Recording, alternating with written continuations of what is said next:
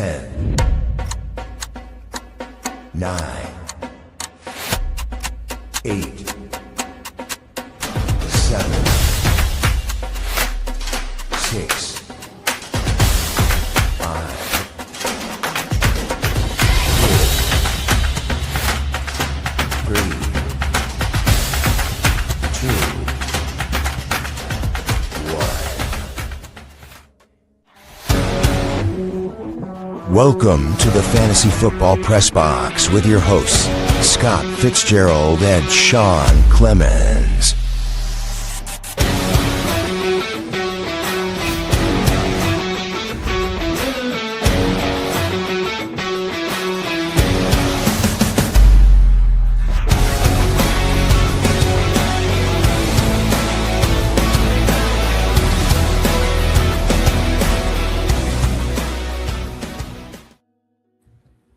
Oh, man. What a great day for a nice American eagle or bald eagle to fly past the screen like that, right? On this wonderful weekend we got coming up here on our Memorial Day weekend.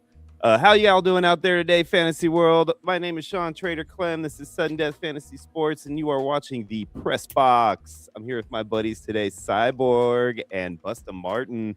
How you doing, Cyborg? Doing great, man. I'm ready for this draft. Let's get Awesome. it rolling, man. Let's get it rolling. All right. I've got the flag behind me for Memorial Day. I've got the beanie going. I'm all set, man. Let's rock and roll. I love it, man. I love it, man. How you doing, Buster Martin? It's good to see you, dude. Dude, I'm on the redemption tour. I did the last one of these, and I was not happy with my team, so I'm totally stoked to redraft tonight. I love it, man. I love it. And for you out there that don't know Buster Martin, he's one of our regulars in our group here. And not only is he one of our regular gamers, he's also a contributor as far as our articles are concerned on our website. And if you haven't read through these articles, like, you're missing out, man. It's really some awesome content that he's been providing for us. And there's going to be a lot more coming. So just keep an eye out. Always go check the website when you get a chance. We're constantly updating it. We got a whole bunch of stuff coming up soon, hopefully before the season starts on it. So as we continue to do that, we will continue to post our good buddy Chris, aka Buster Martin's articles whenever he wants to submit them. So yeah, man, I'm super excited about this draft, though. I mean, this is going to be fun. We're going to get it kicked off with a nice little 100-yard dash to kind of get this whole thing going. So we'll start out talking about how that works, right? Everybody gets stretched out while I break this down for you and how this is going to play out. And get ready, because we don't want any pulled hammies or anything like that. You don't want to be like I did when I first went back to playing softball and pulled 2 hammies between third and home, and it was not a fun time. So you don't want to be that guy. Do your stretching, get ready, be prepared. It's going to be a long one. All right, guys. So Cyborg, he brought this one to our attention, right? We do have a buddy, JoJo. He's also a guy who said something about this. I believe he's actually the first one who brought it to all of our attention at the same time, because JoJo's that kind of guy. He likes to share the love. So he told us all about it. I think, Cyborg, you were the first one to actually utilize it within the platforms, and it really went over well, man. Everybody seems to enjoy it. It's a lot of fun and a great way to randomize your drafts, huh? Oh, absolutely. Absolutely. A lot better than just seeing the names change instantly. I mean, it's so much more fun. Absolutely. Yeah, definitely. And, Chris, I got a question for you too, aka Buster Martin. I'm going to call Cyborg, and I'm going to call Buster Martin Chris, because both of their names are Chris. So, Cyborg, if you hear me say Chris, I'm talking to him, okay? Oh, I know. I got you. But Chris, man, what did you think of this when you saw it for the first time? I'm assuming that was either with me or with Cyborg was your first experience with this. Dude, you get to at least enjoy the moment. Every time we do the randomizer 3, which is like the total, normal, and sleeper, I'm always going back and looking and picking, wishing I was somewhere else in one of the previous orders, So it is a big deal. I think it's way more fun to do it this way. Dude, I agree, man. And like you said, when you do it the 3 times, you're always looking back on what could have been with those first 2 options. At least this is like a one-time thing. It's still randomized just as much, but it's only a one-time thing. So you don't feel like you missed out on like, oh, one more draw, and like where I am, like I had it happen to me with some of these drafts the other day. I was like 1 spot first draw, 1 spot second draw, 11 on the third. I'm like, great. Why would you tease me twice in a row like that and then take the rug out from under me like I'm Louis Capaldi or something? Like it was too much. You know what I mean? So I don't like that whole like getting the opportunity to see these first two. Billy, you don't like it either, I know. But yeah, getting to see these first two things out there like that and just staring you in the face before the draft kicks off, I can't stand it. So this to me is a lot more fun. I'm sorry. I just really enjoy this. Plus, I get the chance to sit here and horse race announce, which to me, it's probably, sounds to me better than it sounds to you guys. And I'm sorry about that, but I really enjoy doing it. So I hope you guys bear with me through this because the draft is really what you're here for, right? So, Cyborg, man, you got any guesses here real quick before we run this off? What'd you say? Guesses? Yeah, guesses. Man. Who's taking first, man? Man, I just hope, I finish in the top 5. That's all. Because it seems to me like a lot of times I finished in the bottom third on these, and I don't know why. I mean, the whole site is rigged, I tell you, but I just not really. said you're not allowed to pick you, man. You got to tell us who you think is going to get first. You just said it's not you, right? So all right, I'll take a pick. I'm going to say Raiders of the Lost Yard.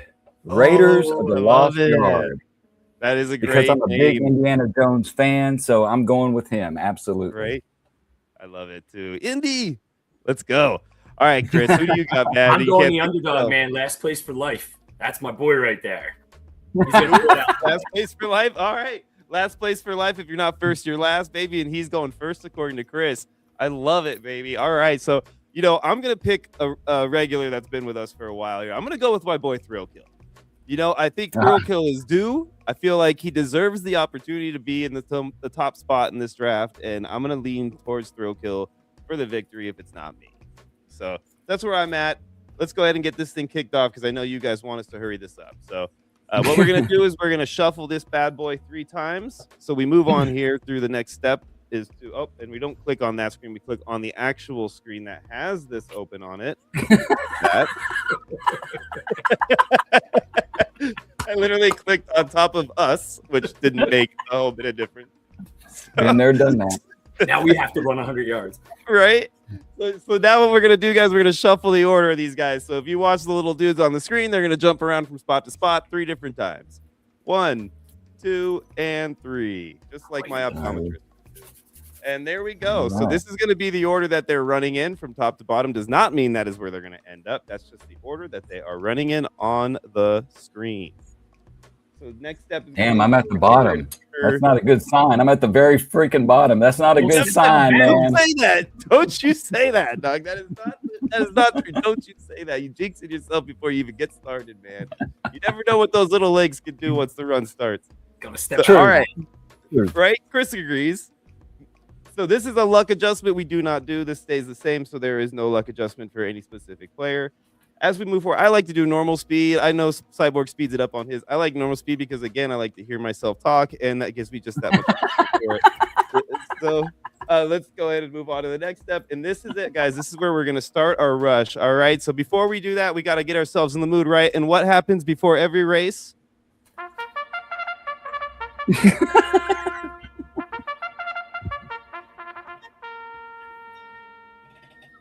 There we go, baby. That's right. Now it feels like race mood, doesn't it? Now we're ready to go. All right, boys. I'm going to try to time this up right. And if I do, you guys are going to love it. And if I don't, I think you guys are just going to laugh anyway. So here we go. Let's get this bad boy kicked off. Oh, how good am I? And we're off, baby. It's coming out the gate. Looks like Vegas Scott is kicking out with my boy Thrill Kill. My pick right at the top. Cyborg. Look at your boy, Raiders of the Lost Yard down there. Come on. I'm forgetting about the top half. You look up here, you got last place for life. This is Chris's boy up here at the top making a run. He's got it, man. And I'm saying he's already halfway there, dude. He's the first one. I'm gonna get that turnaround pick. No, he blew a tire. He blew a tire. Never falter. He's just passing him at the top now. But look at who's at the bottom there. The guy who everybody thought was a lost cause, drinking and partying, but he's running his butt off at the bottom of the screen.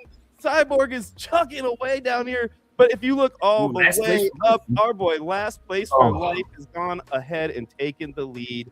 And looks like Random has never faltered, coming up strong with Defend the Den coming out of nowhere. But look at this young houseboat, dude, flying up the screen. And Cyborg just slowly, casually moving on into the last 10 yards. Never falters at the 5. Last place for life is the best.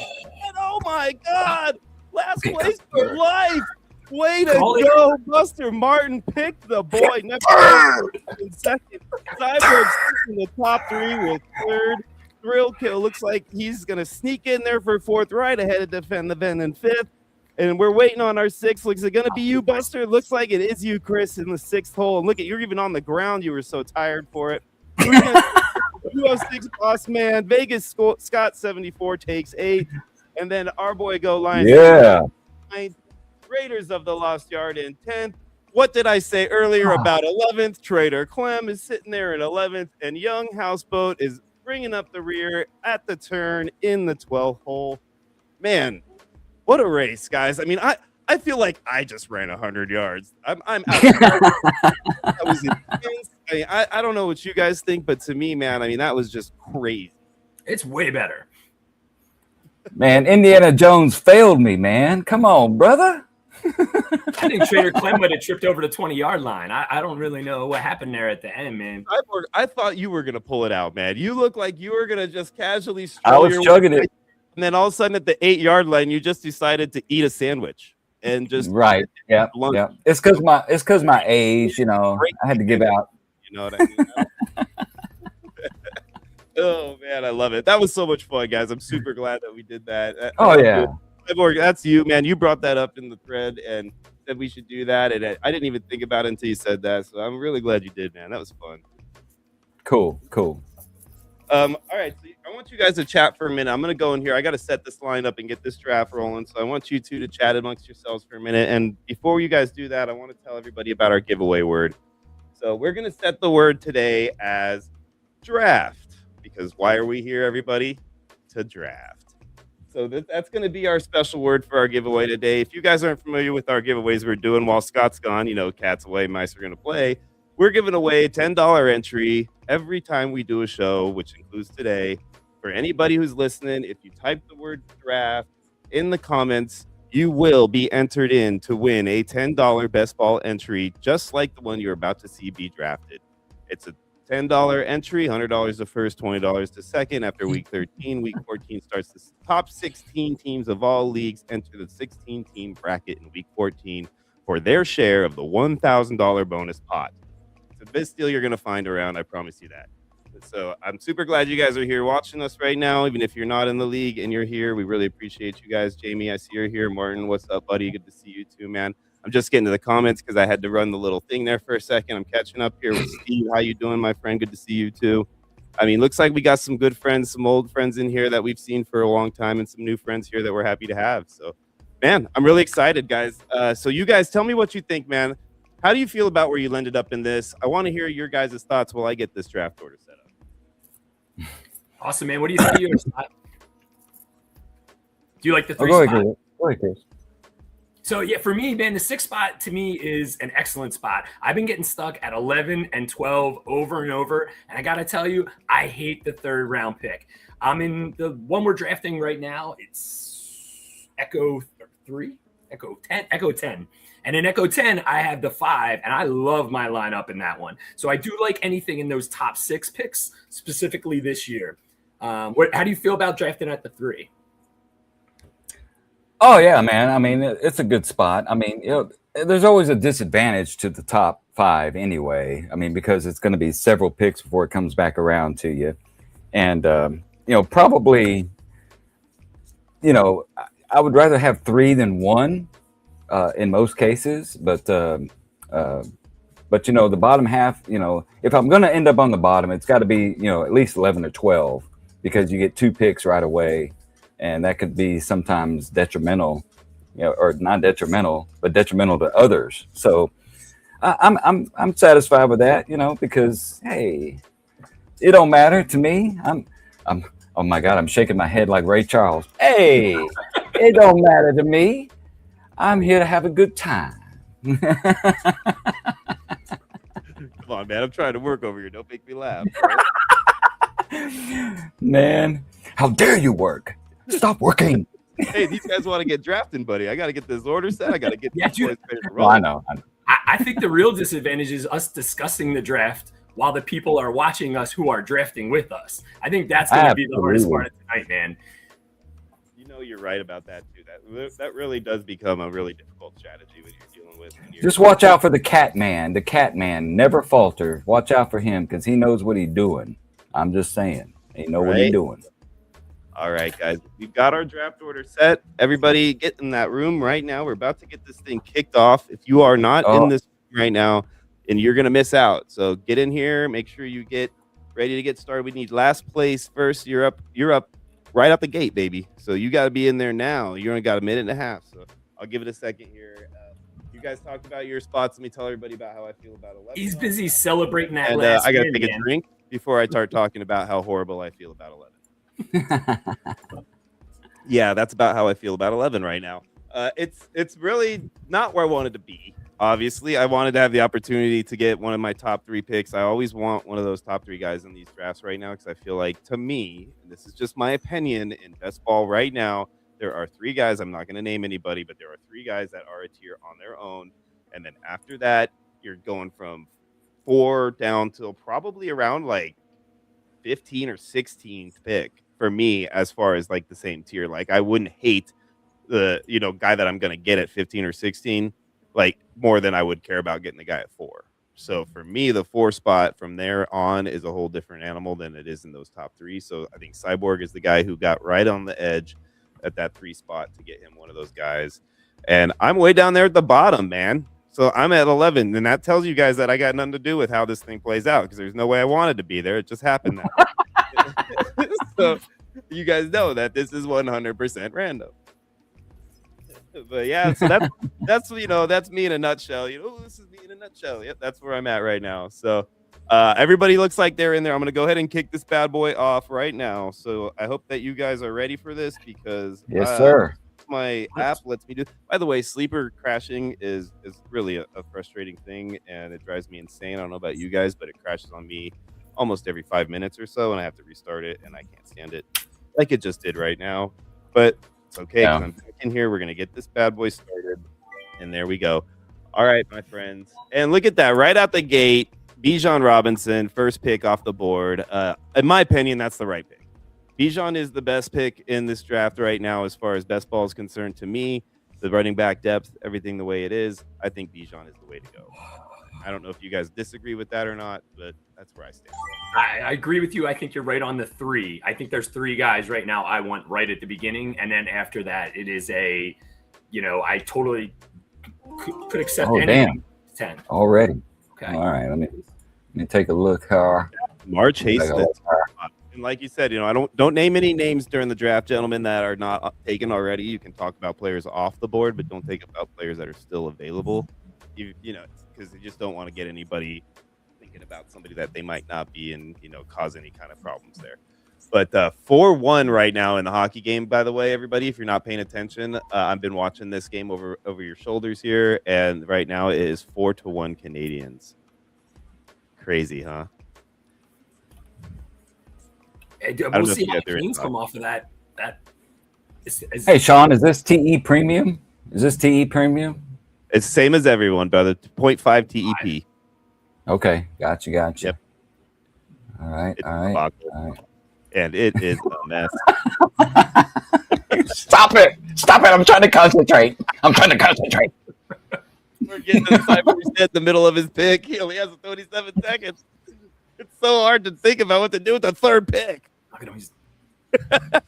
We're not judging you at all. Yeah, not at all. Not like there's a guy staring you in the face right now, like smacking you in the face. All right. There we go. There you go. Look at they come off the board. So that's my tier. Bijan, Jameer, Josh. That's my tier. Now that they're off the board, that's where I stand as far as my top 3 guys. Chase is my 4th guy, but I do consider him part of that next tier. Yeah, I'm gonna get stuck with an interesting situation. So you guys are doing a good job out there drafting, man. I think that's a solid top 4. That should pretty much always be the top 4 in these drafts, in my opinion, guys. You know what that is not? That is not. It's a kabacle, and it is a. I can't help it. I love it. Every time he's not here, you gotta. Or even when he is here. Oh man. So all right. So in all truth, I was going to take Nakua. With the legal troubles and that kind of nonsense, I still don't care. I feel like that dude, when he's on the field, is a monster. So I was going to take Nakua. So you basically saying that you just got sniped? I did. I got sniped. I'm going to have to get him on the way back. Man, dude. And that was your boys, wasn't it? Defend the den. Not you had the guy who got last place for life. That's who you had. That's right. I was gonna say it would have been brutal if he snipes you after you rooted for him all that time. Yeah, right. I got him the victory. Did anybody end up next to their rooter mate that they were rooting for? I don't think we did. I'm gonna do something that I haven't done yet this year. I'm gonna hope for one more year. Ooh. You know that's not terrible in my opinion. He's the third back in my mind in best ball, so I don't hate it. And like I said, RB depth, that's my thing. So I hate to move it all. Let's talk a little bit about the difference in Superflex best ball versus Superflex Dynasty, right? Like, so Superflex Dynasty, I'm drafting quarterbacks 90% of the time with my first pick, right? Unless it's like some crazy scenario, I'm trying to get a hold of one of them young up and coming or 5 to 10 year stud quarterbacks at least, if not trying to get 2. And that's kind of always my approach when it comes to Dynasty. Now, granted, I am a quarterback, WHORE. But did I spell that correctly? I don't even know. Anyway, but yeah, like I do love me some quarterbacks, bottom line. So I am a little biased in that opinion. But to me, man, you got in Dynasty Superflex, you have got to like really solidify that quarterback room. Chris, you're shaking your head. Do you agree with me? I want to be at 9 in unless I'm going to be 1, or even then, that makes it hard. You're right. I 100% want like Caleb. I want, somebody that I know is going to have some long-term value, and I know he's going to last even longer than my receivers that I'm drafting young. So if he's, barring injury. But I agree with you 100%, man. I'm definitely going quarterback. Whereas in this, absolutely not. There's plenty of quarterback depth unless you get them right at the right time. I'm not pushing, but I do take 3 within the first 9 rounds. I would say that's my typical strategy. I think if you don't take 3 within the first 9 rounds, for the most part, you're probably not going to get that third. Right. Yeah, well, that's kind of there's 1 or 2 guys that tend to fall to like the 12, but they're guys that don't have guaranteed jobs. Yeah, exactly. I mean, you'll get those guys that are like, and then what you have to kind of do is you have to kind of look at, do I actually look to sacrifice like 2 picks on that same position and maybe try to handcuff them, right? So that at least no matter what, you have that guy, which I've had to do in a few of these drafts because I like to play quarterback chicken too sometimes. It's fun. Like, so, I'll wait it out as long as I think I can before it gets too late, and then I'll try to play it the best I can after that. But I've ran into some situations where I've been stuck having to go with 2 quarterbacks within 2 or 3 rounds, or maybe 4 rounds if I can get lucky enough to stretch it, where they're on the same team and one's going to start and the other's going to back up. We just don't know which one yet. And so I'll just try to get them both to make sure I got at least one, you know what I mean, to get that third guy. And this is playing out that way, man. 3 quarterbacks in the first round so far. That this is giving us that ability to kind of stretch it if we want to round 4 or round 5 to take our first one. Unless they're listening to it right now, I'm taking the Scott approach, man. Speaking of which, I think I should probably draft instead of completely ignore the fact that I'm in this. I'm taking the Scott approach, man. Here I am right here now. This is one of those situations that we're talking about.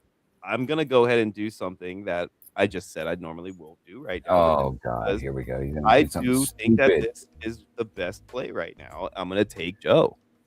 And I think it's the best play at this point in the draft because I want to make sure that I have a chance at something specific that I'll talk about later. Yeah. And just 2 choices, right? Yeah. I mean, that's cool. Like I said, man, that's a good spot to be, man. I'm close enough to the turn right now that helps us also, right? Because I know I'm going to be able to snag a guy that I would, I'm probably okay with either of the guys that I'm hoping that'll be available for me, unless he takes both of them, which he could potentially do right now and screw me out of my option there. Then I'll have to pivot.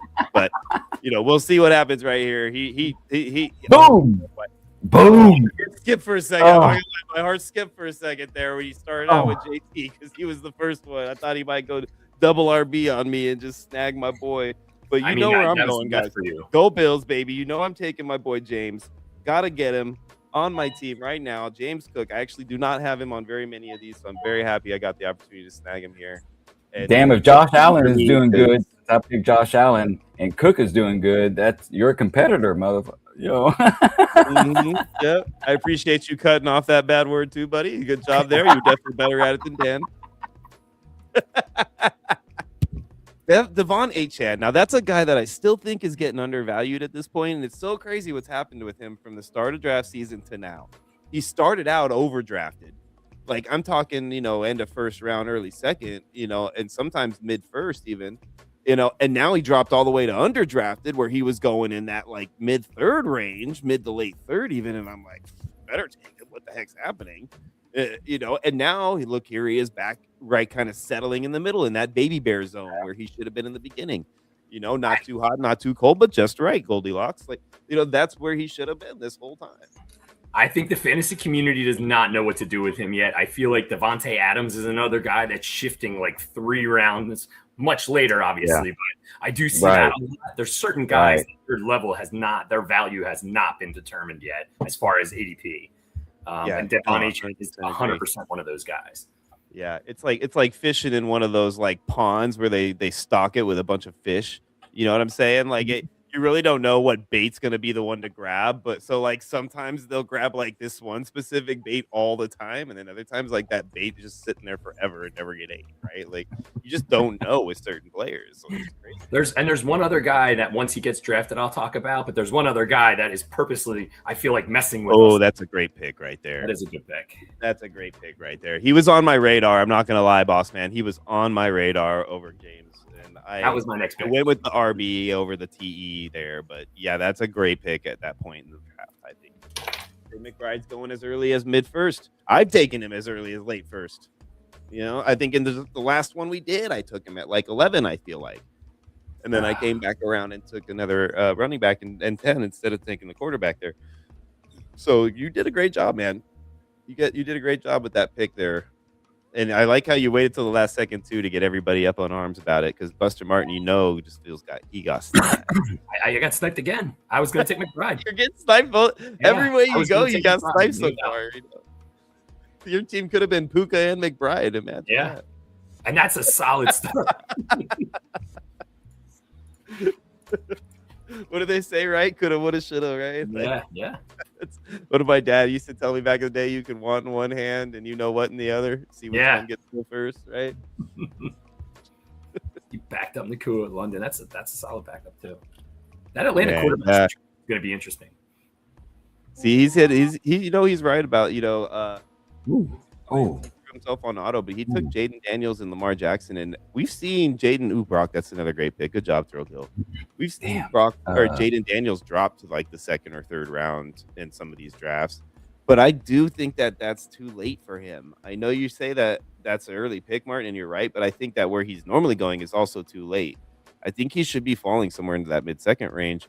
He's a like running quarterback, like guys like him, if he stays healthy, like he's a point driver, man. Like that's the kind of guy that could score you consistently in 30 burgers, Yeah, I think Jaden Daniels in general is everyone's afraid of an injury now because of that one injury. So I think he does have a smaller frame, but there's other guys that have pulled that off, and I'm hoping he works out in the offseason. That's for sure, because I'm on a bunch of dynasty teams. Yeah.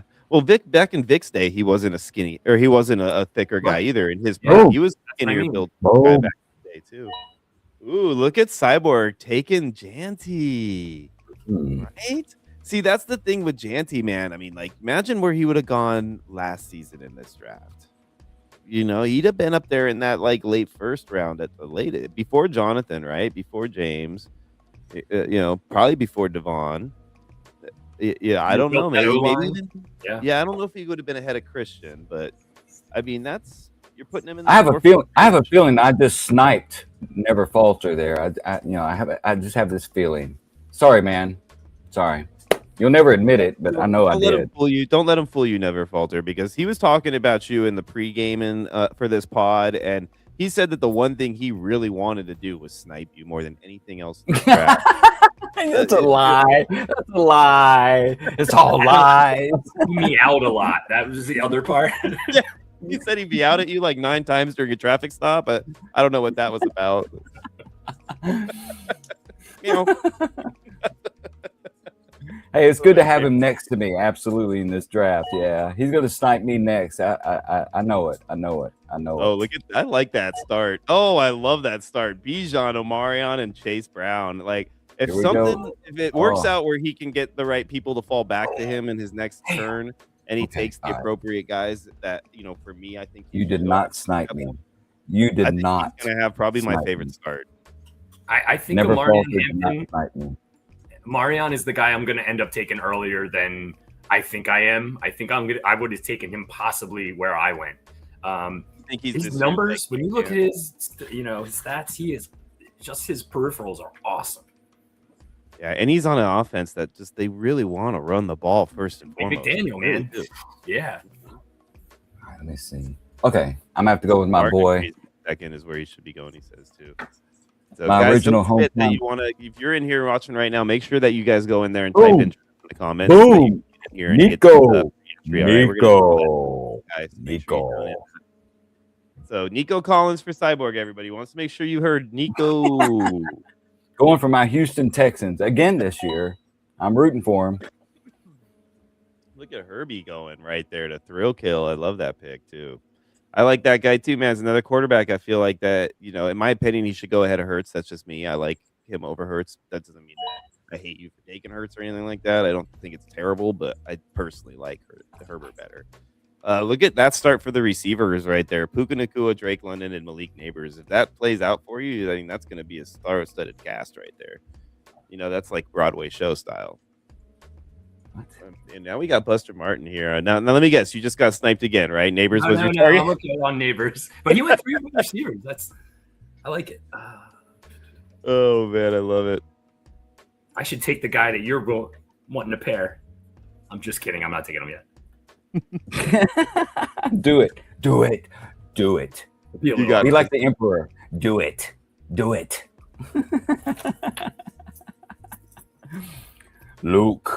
Luke, I am your father. Here we go. All right, I'm gonna try something new. Are you my daddy?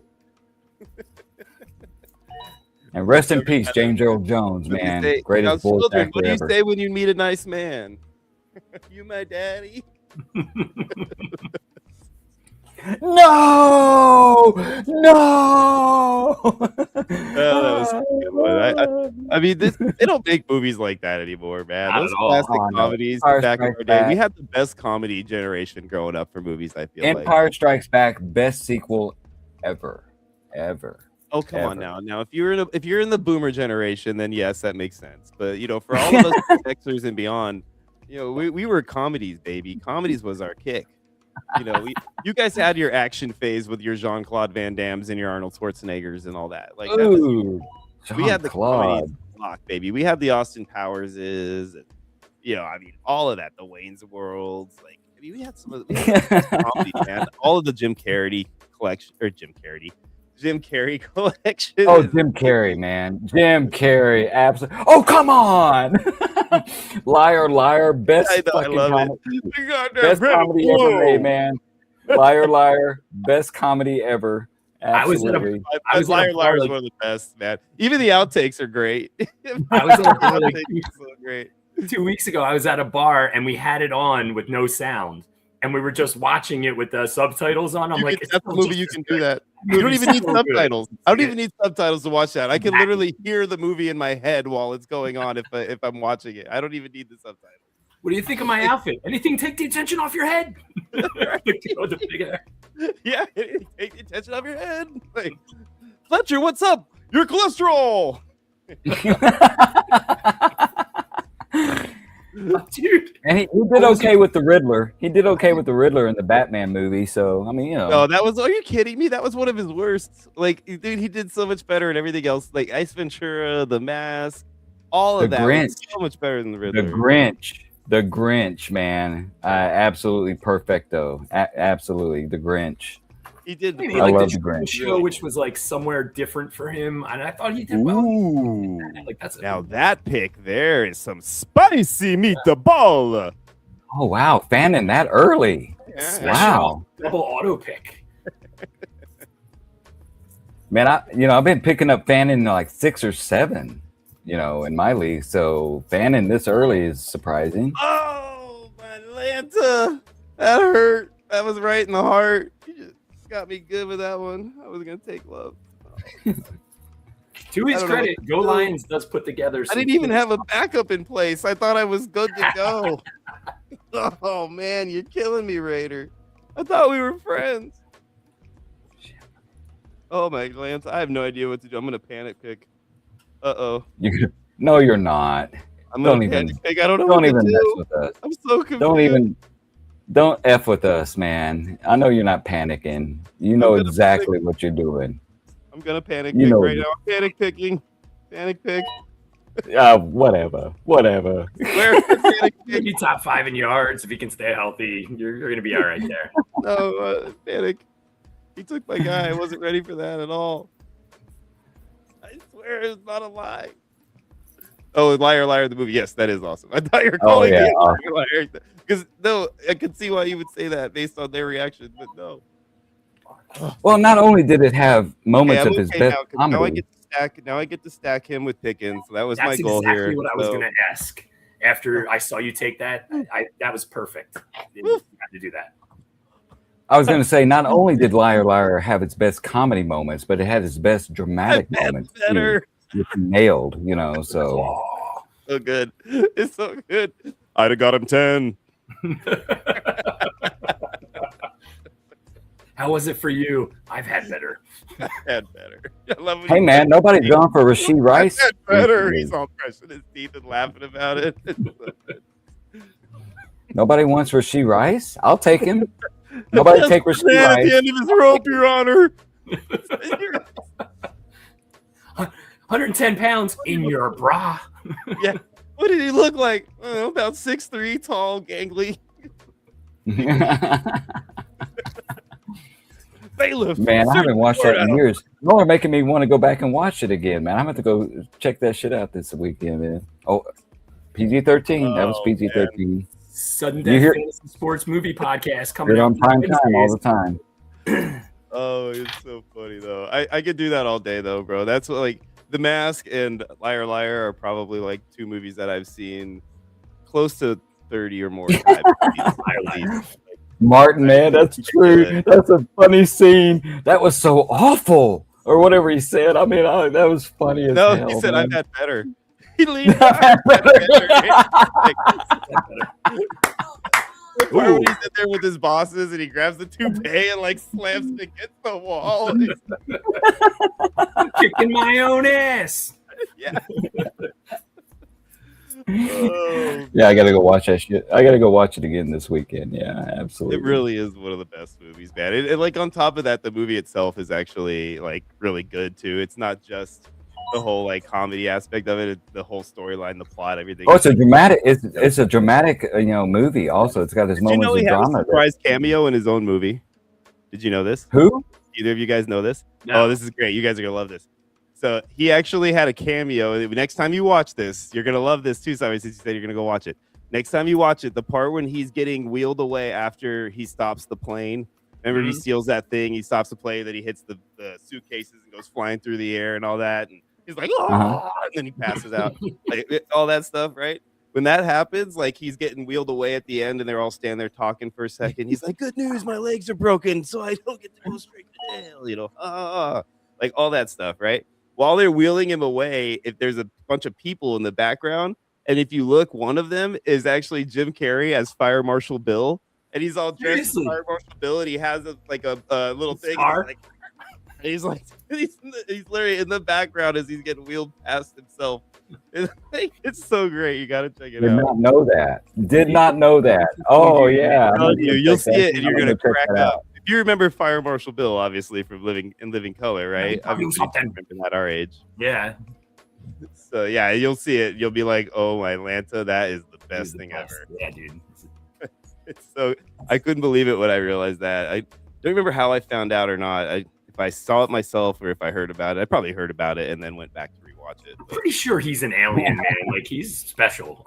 He really is. Supposedly, he would sit in front of the mirror and like just make different impressions and do different things all the time to kind of like perfect like the way it looks for other people. Mm-hmm. It's really intense. Like you said, like owning your craft, right? That's right. Absolutely, man. He loved I guess we should talk about this draft, the whole reason we're here, and not talk about a movie that came out 35 years ago or whatever it's now.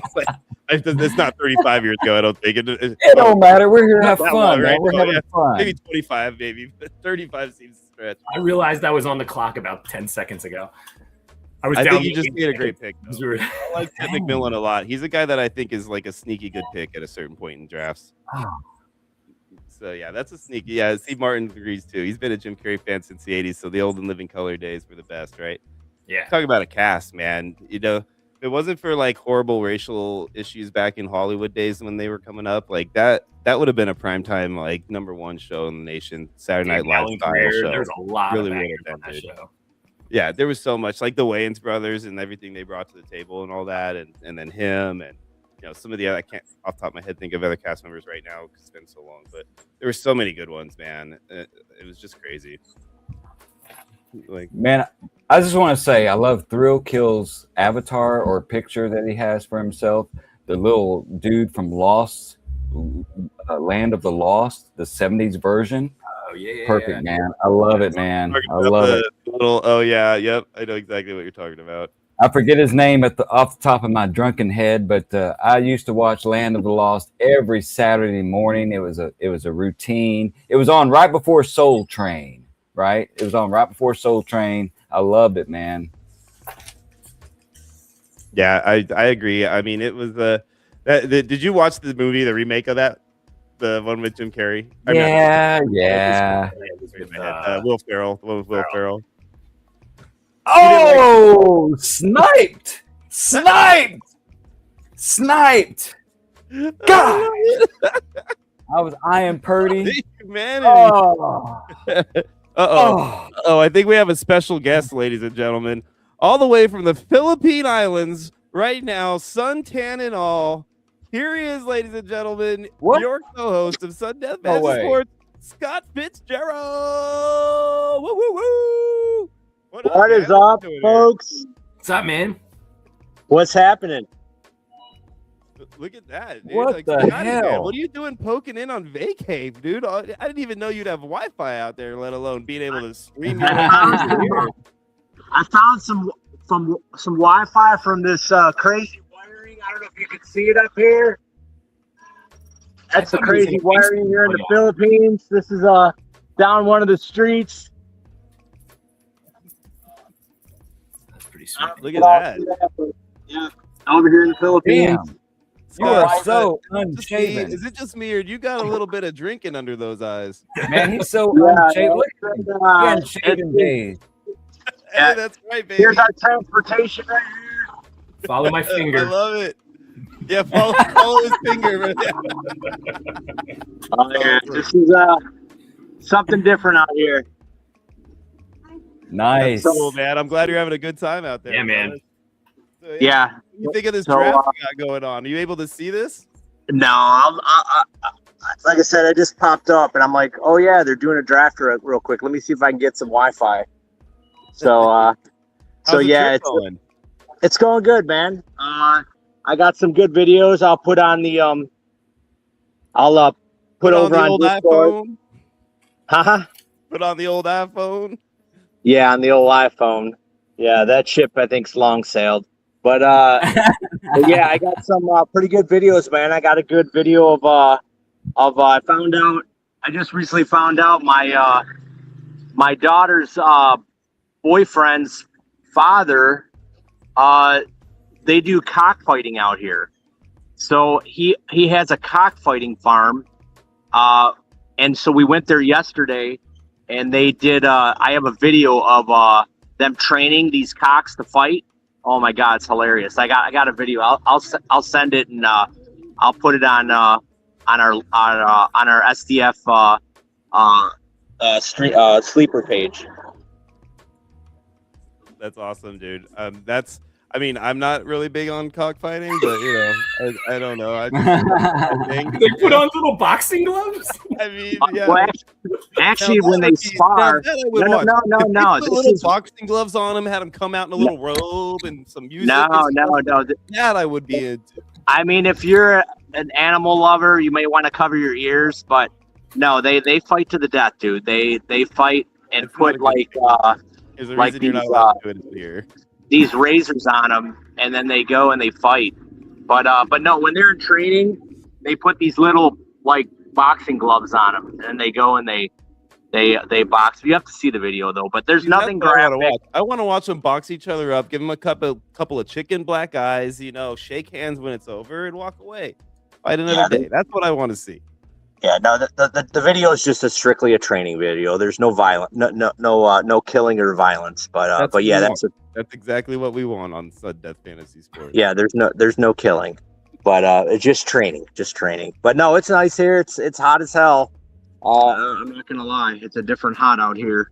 But yeah, I'll have some good stories when I get back. But just wanted to say I'm going to a little town today to visit my wife's family, and I should be able to show them some videos. So they're not super into football out here because when the games are on, it's nighttime here. They do like basketball a lot. But once I showed my uncle, or my shouldn't say my uncle, my wife's uncle, the Sudden Death Fantasy YouTube page, he instantly went and shared it with everybody, subscribed. So yeah, I think out here, Americans, you're pretty much kind of like a superstar out here. So if you're on YouTube or anything like that, they wanna watch you. So should be able to get some more eyes with the people here in the Philippines. They do love Americans and love what we have to offer. So but yeah, we're having a good time out here, and going to beaches and having drinks and eating good food and yeah, all that. So but I'm definitely missing getting back into football and stuff like that, so I can't wait to get back. Awesome, man. Well, it's good to have you out here, doggy. Go enjoy the rest of your vacay with the family, though, man. You don't need to spend in some time with us boring people over here, dude. Enjoy your drinking out there, buddy. Yeah, no, I just wanted to pop in and say hi, and like I said, thanks for coming on, guys. And where's the bearded princess that was been filling in for me? You know what? Actually, I think he's in the process of getting a little bit of plastic surgery done. I've actually come to the conclusion that his whole goal is to slowly transition into a Scott lookalike, so that when you come back, he can like secretly take your place. So I think he I don't know if you noticed this, but he actually shaved his head between shows. He did. So he is really now did. completely bald. And Oh, and wow. I think the next thing to go is going to be the beard, and then I think he's also in the process of getting a little bit of facial reconstruction done based on a picture of you that he took to the doctor. So we're going to see how that turns out on Monday. He might end up being a little bit more Scott-like than he was last week. Well, I'm very interested to see the transition Man, I am process. surrounded by bald men right now. I cannot believe this, man. It's like, hey guys, can you take off your hats? It's a little dark in here. We need a little bit of light bulb action going on. Yeah, no doubt. Well, yeah. Well, anyways, I'll let you guys get back to this draft. I mean, just from looking at it, it looks like Martin wants to know if Michael Vick was at your cockfight. Yeah. What's the what? Oh, Mike Vick. No, Martin I wants to haven't know if seen- Michael Vick was at your cockfight. No, we haven't seen Michael Vick at all around here. I should hope not. I think the man no, would know yeah. better. I mean, Oh no, I just got auto. It's okay though. Yeah. I actually don't mind those picks, to be honest with you. I'll trade with you. wow, it looks like somebody who's in the 12 hole, man. Somebody looks like they. Auto. Do you see? If you'd have just stayed on your vacation, I would have never been auto picked right there. It's all your fault. I didn't all get right. a chance to rib you at all, bro. For like 3 weeks, I'm missing it. All right, bro. Well, I will get back. I'll let you guys get back to drafting. I'm gonna get my iced coffee, and I got a one of these little jeepneys here. They call them jeepneys. They're gonna come pick us up and take us into town to the open markets. So we're gonna head on out, and I'll talk to you guys soon. You guys are doing a great job. Thank you again for all your support, and I'll see Have you a guys good in a time, few Scott. weeks. Yeah, we'll see you Have a soon, good time, buddy. Scott. All Enjoy right, it. later, guys.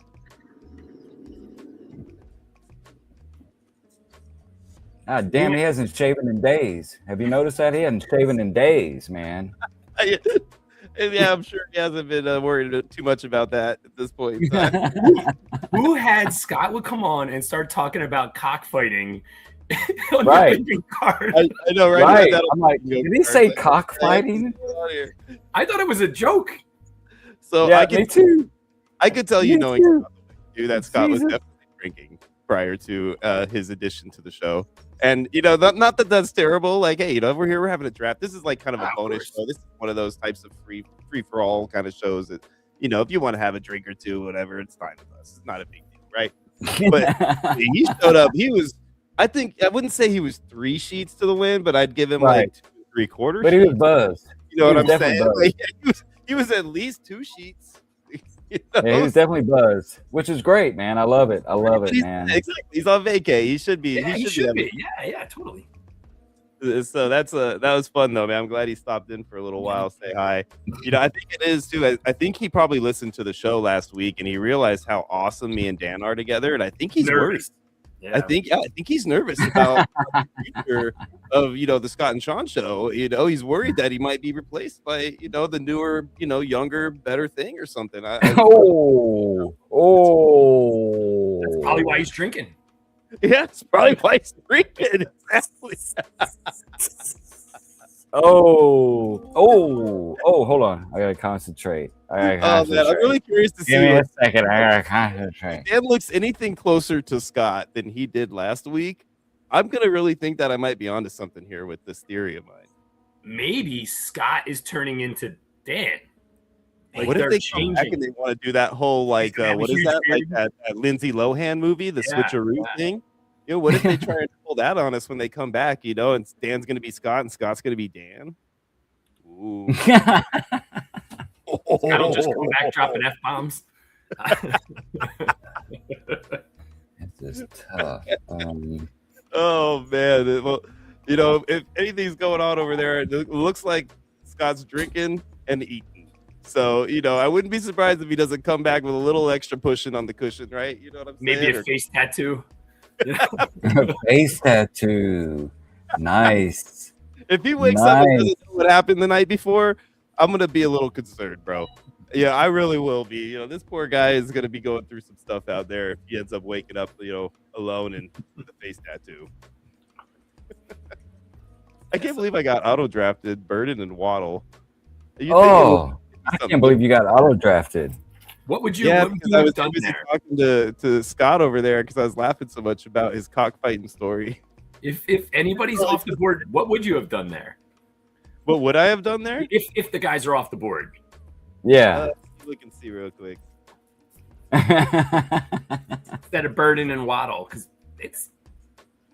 There's one guy that I definitely would have taken. There's Is one he guy still that I around? definitely would have taken. he's still I on would the have board. taken.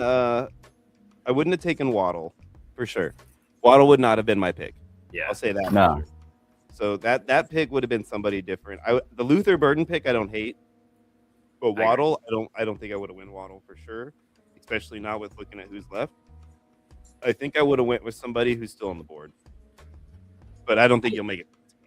He's still on the board now, so I'm not gonna say anything. But I'd be shocked if I ended up having. Where's my buddy Falter, man? Oh no. He gonna go auto pick.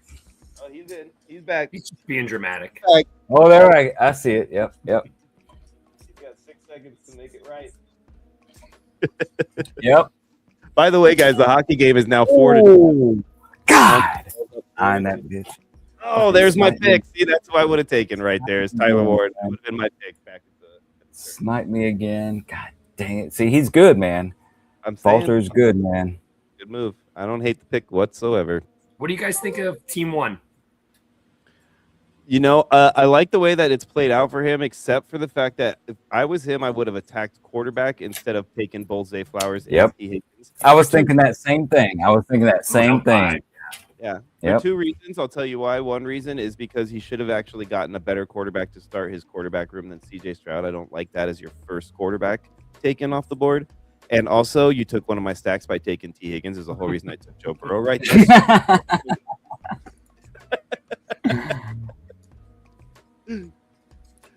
Oh man, it's gonna be at the end of the broadcast, brother. I'll tell you all about who wins if you want and you're not able to stick around long enough. I totally get it, Martin. But yeah, it'll be at the end of the show.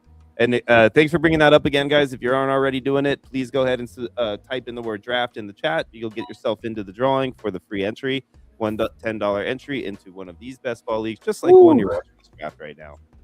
So definitely do that if you haven't already. And thanks for watching. Like and subscribe to the channel. Also, we really need those subscriptions, man. That's what's gonna help us keep doing this in the long run. So more subscriptions, the better. Help us out there, and we will continue to offer these up as much as we possibly can. Man, Buster, it's on you now, doggy. What are you about to do here? I'm gonna pair up. Man, I don't think he's gonna fall. I'm gonna pair up Doomsday with Caleb. I'm gonna stack them. I like the move. You know, had I been picking, you know, not to say I would have taken Luther or that I hate the idea of Luther, but I might not have taken Luther in that situation. I would have taken Luther with my previous pick where it took him. That's what I was going to say. Had I left him there, not I would have definitely taken Luther. Falling to might have happened where you could have had him instead of Travion. Yeah. So that wasn't something that might have happened, because I look at the board and I see guys that I might have gone after instead of Burden or Waddle. Waddle for sure, but Burden I might have also went in a different direction, not for any reason that I don't like Burden, but also a positional thing. What do you guys think about Rice? Oh, I like him. I think that even though he's going to jail, I think they've already made their decision. So he's a huge risk. He's a huge risk. Yeah. I mean, just his personal activity off field, you know, I mean, it's a huge risk. It's just like, who was it a few years ago? Antonio Brown, something like that. That was a crazy dude, man. I'm just crazy. Antonio Brown. I mean, he's as close as you can get to an obvious CTE before you die.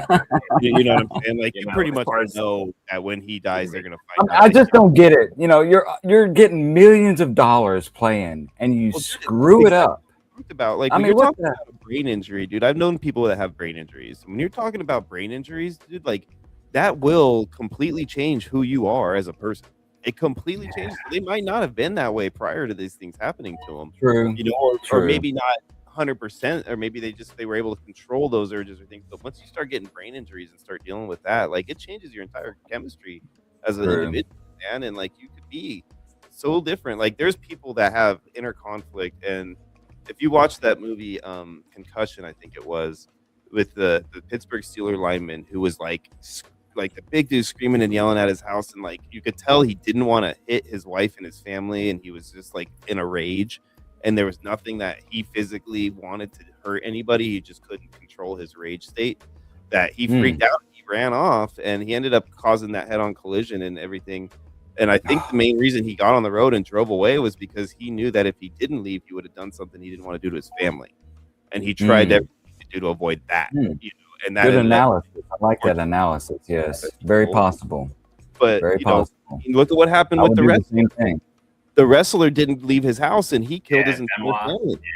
Benoit, and then it was CTE related, from what I remember. So that's another. That kind of proves. I think that guy felt like he was going to do that. It was like, I'm not going to hurt them no matter what. I'm not hurting them, and he tried to get away. Is Junior the one that said that he wanted them to study? He left his brain, said like, study my brain after he hurt himself. That was shame. They're all shame. Yeah, that was pretty crazy, man. I mean, that's another guy that, you know, he was, from all accounts, everybody talked about how amazing he was as a person. You know, so he probably was another person who knew what was going on to an extent that he knew he couldn't control it. He wasn't going to ever want to be that guy to do something he would regret. So he would rather take his own life before he did something that caused somebody else theirs. And, you know, and that's, you know, it's an admirable way to be, you know, but to have to get to that point in life, and it's all because of literally like a brain injury. It's not because of anything that you could do to stop that. You know, your profession caused this. That's all it was. You happen to be amazing at something that people love, that you loved, that happens to be very, very toxic to the body. You know, it's the nature of the beast with sports. Physically and mentally, You know, and speaking of that, we need to talk about this today too. This is actually something that is like, I'm glad that I didn't forget to talk about this, because it was weighing on me before we even got on the air. But as you guys know, I'm born and raised in Las Vegas, and I'm 44 years old. I actually went to high school with Kyle Busch, and we heard today that Kyle Busch passed away suddenly. I saw that comment you made, and I was like, really? Really? Yeah, it was. I mean, I heard about this in maybe an hour or so before we got on the air. Yeah. So like it was like right within the last few hours that this news broke, I'm assuming. And it's pretty insane to me, being that, you know, going to the same high school as him. He was 2 years behind me at school. I didn't really know him. I wasn't like friends with him or have any kind of major memory of him or anything. But my brother was in his class. He was in this, 2 years behind me. So we walked the same halls. We grew up in the area that we were in growing up back when I was at that age, when he was at that age. It was a lot more of a smaller populated area of the valley. So it was more of a close-knit area. And a lot of people, if you live in Vegas, you know. So you knew of him but didn't know him, right? Stay in their side. The east side, people usually stay on the east side, west side stay on the west side. It's kind of that way out here. So it's like a bunch of small towns in one big city. And, right. That's kind of how it was back then growing up in that neighborhood. And to have him pass away and being a kid that you walked the same halls with in high school, it always kind of hits you a little weird, right? Like, it's just a crazy situation, man. And I hope that there's anything, contagious out there that's caused this, that's going to be some sort of thing that starts to be a problem, because there's all these different things happening right now with Ebola and all these weird diseases floating around that we're not used to seeing. Oh, no. And Crazy. he died from some sort of double pneumonia, COVID-y kind of situation from what I've heard. Now, these are all rumors, but this is what I'm hearing, is that there was some sort of a respiratory issue that did him in like this. And it was quick. Oh, wow. He was supposed to race, and then something happened. Oh yeah, he's dealing with an illness. He's in the hospital, but he's not going to race. But they didn't say anything like he wouldn't continue to race or like he was that critical. Man. So it's a pretty crazy situation. And I'm sorry for everybody out there who's dealing with loss from this. It's a painful situation, family and everybody out there, man. I feel I'm all tearing up and shit. Okay. It's a horrible situation, and I feel bad for anybody who's in that boat, man. That's young guy, man. Seriously. You're right. What do I do? Right. You're absolutely right, man. What do you do here? I'm in back and forth on this one, man. I think I'm gonna go ahead, and since I ended up with wait. Oh, don't be an idiot, Sean. That guy doesn't play for that team anymore. Well, be an idiot. Go ahead. Yeah. Anyway, though, and I'm gonna still take that same quarterback. I'm taking Malik Willis. All right. Oh, look at that. Is that who you wanted? I'm gonna jump on as Sean right now, because when you review teams, man, if you did not pick a tight end by now, you'd be calling this guy out over here. Yep. I was so close to going there too. I was so close to going tight end, and I decided not to. And it was gonna be Pitts. That was it. That was the guy I was gonna take. I just got sniped again. 100%. I was gonna take Pitts. Because I'm in the same boat. I gotta take one now. Uh-oh. I'm gonna try this now. Oh no. Oh, okay. Ooh. I don't hate it. Don't hate it. I don't hate it. Let me go through and look at some teams now. Let's talk a little draft, because we've been kind of. Thrill Kill gonna snipe me again. I know. I can feel it. I have this feeling. My necklace is vibrating. I don't know if you hear the shuffles of the mic. It's vibrating because I'm making me nervous. Here we go. What are you gonna do, Thrill Kill? You gonna take my guy? You gonna take him? I dare you.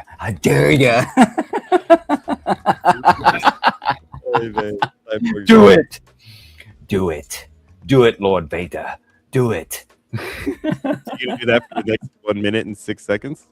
Dude, every time he's up, all I can see is that little face up there from Land of the Lost. Now that you said that. Oh no, he didn't. He did not do it. Matter of fact, I'm not even sure yet. Let me check. I think I know where he's going with pick 9-4. Let's see what we got.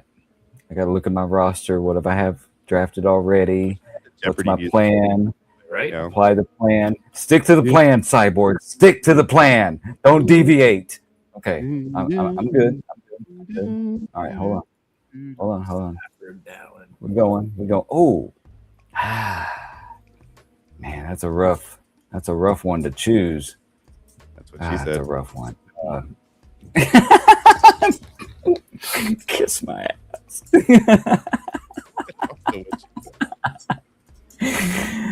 Okay. All right. Let's get serious. 30 freaking You should have done seconds. that like 45 seconds ago, but yeah. All right. Let's go. Down to 30. All right, here we go. That's a rough one.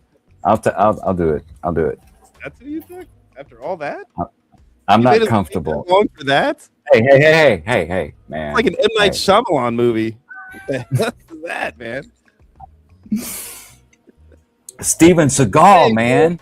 Swing away. Steven Seagal. He's a Russian Oh, now. break away. Yeah. Oh, he stops it. I actually didn't even get a shot off because he was too fancy with his panty. Oh, ooh, they're bad. It's 4-2 right now still, guys, and it's 8 minutes left in the second. Carolina just had a breakaway, and then the dude just kind of fumbled it away and didn't even really get a good shot off in the process. But, yeah, Carolina's about to get stung, just like Colorado. These home They were teams. sitting way too long, man. Yep. I had a feeling they were going to come in here a little rest eye. Yeah. Dude, it has the same opposite effect in basketball. It seems like if you sit in basketball, because of those 2 days in a row, the games every other day, you take that break, and most of those guys are not used to playing that often during the season. So, like, getting that little bit of rest really get like the Knicks pull some guys back together. It's going to be interesting. The NBA. All right, come on, Catman. Come on, Yeah, talk about the Catman. Knicks, man. That comeback they had. Holy Yeah, snap. the Knicks. Snipe me. Snipe me, I didn't really turn Catman. it off thinking it was over. I was like, ah, Catman has never oh, faltered. okay. And then I turned back. It's Catman. over. Wait, what? Yeah. Come I on, was like, Catman. dude, Snipe I me. normally don't leave until double zeros. You know? Oh, And not 1 point or 2 points, man. They not like snipe me. overtook in overtime.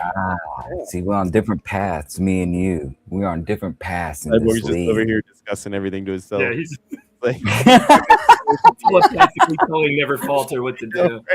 Yeah, we are on different paths, me and him. Who's going to be the successor here? I don't I am know. him.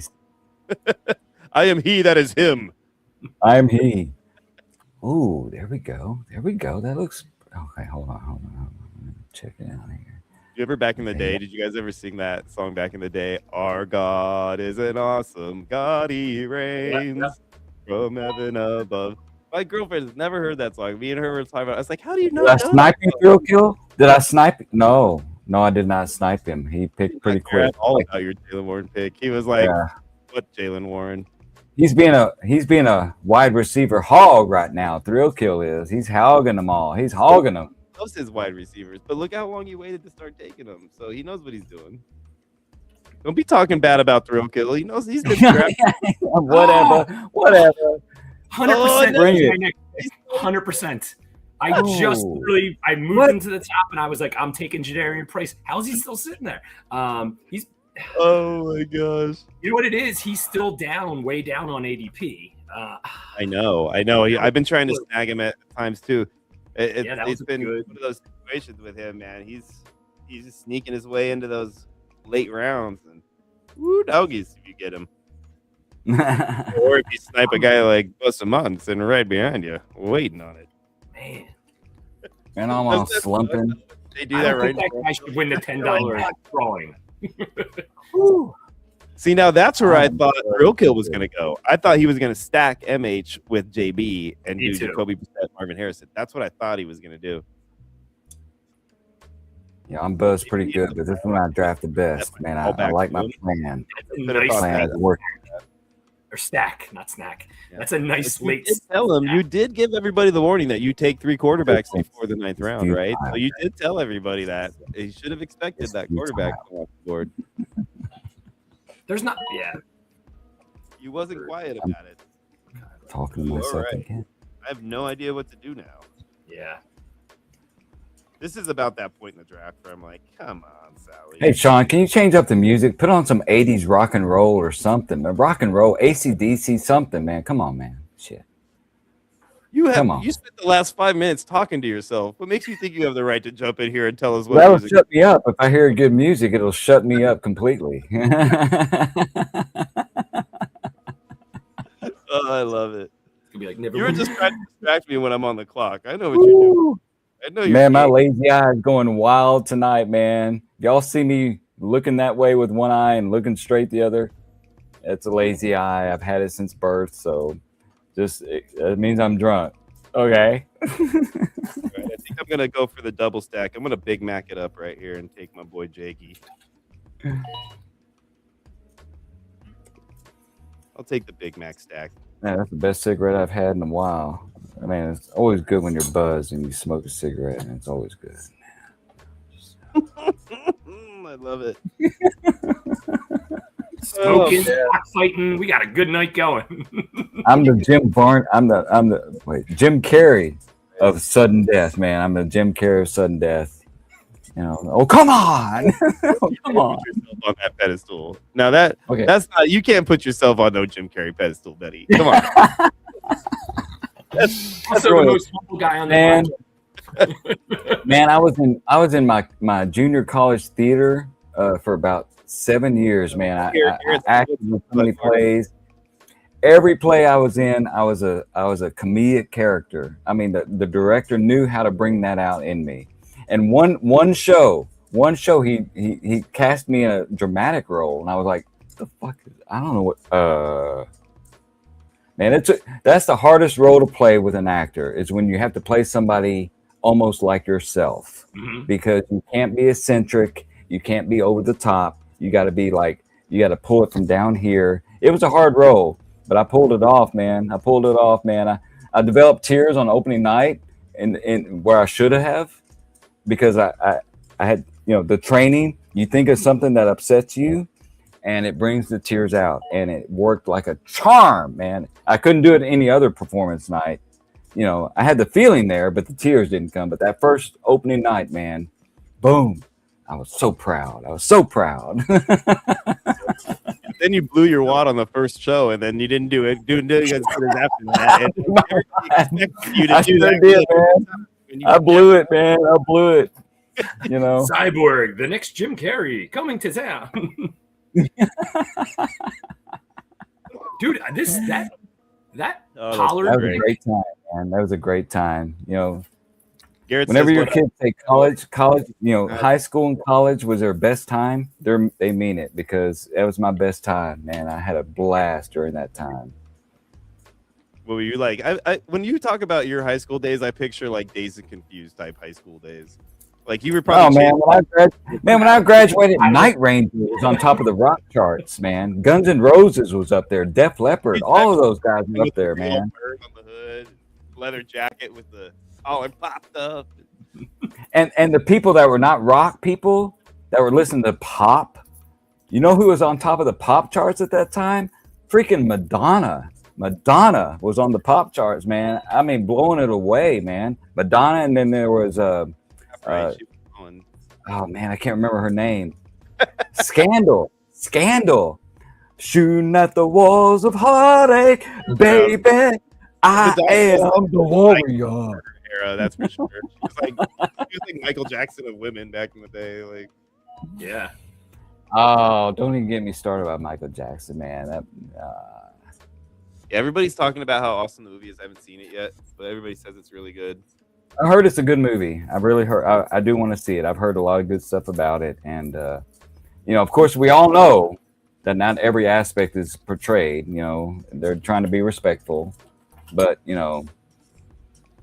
my belief is the guy was, that kind of person. So. No, I mean, hey, like, what can you do? Nobody knows for sure, but it's hard not to have that in the back of your mind, no matter what, right? Well, sure, yeah. Nobody will ever know for sure. I give it that. It's a 50-50, but... Well, I'm sure some of these kids that were there know, obviously, but, whether sure. they're telling the truth or what, who knows, but, it's unfortunate that such a great talent, somebody who was... Oh, yeah, it is. And then when Prince by something Prince like come along and dies early from an overdose of some prescription medication. About Prince trying to run Michael Jackson over with his car. Have you heard about this? No. You guys haven't heard about this? Oh my god! You got come on. Who's the dude? will.i.am. Yeah, will.i.am from Black Eyed Peas. will.i.am. Like, I guess there was a point in time where will.i.am was doing a show, or he was working with was it Prince, I think, at the time, on something or whatever. But either way, he was going to go to a Prince show, and he was hanging out with Michael. Oh, he's working with Michael, and he was going to go to a Prince show. That's what it was. And he was talking about, I'm going to go to this Prince show. And Michael goes, oh, man, I can't go to Prince show. Prince is a meanie. And he's like, and this is Will I Am literally says it like that. He's like, he does his impression of Michael. That's how he sounds. It's hilarious. Will I Am doing it. Prince is a meanie. He's like, he tried to hit me and my mom with a car.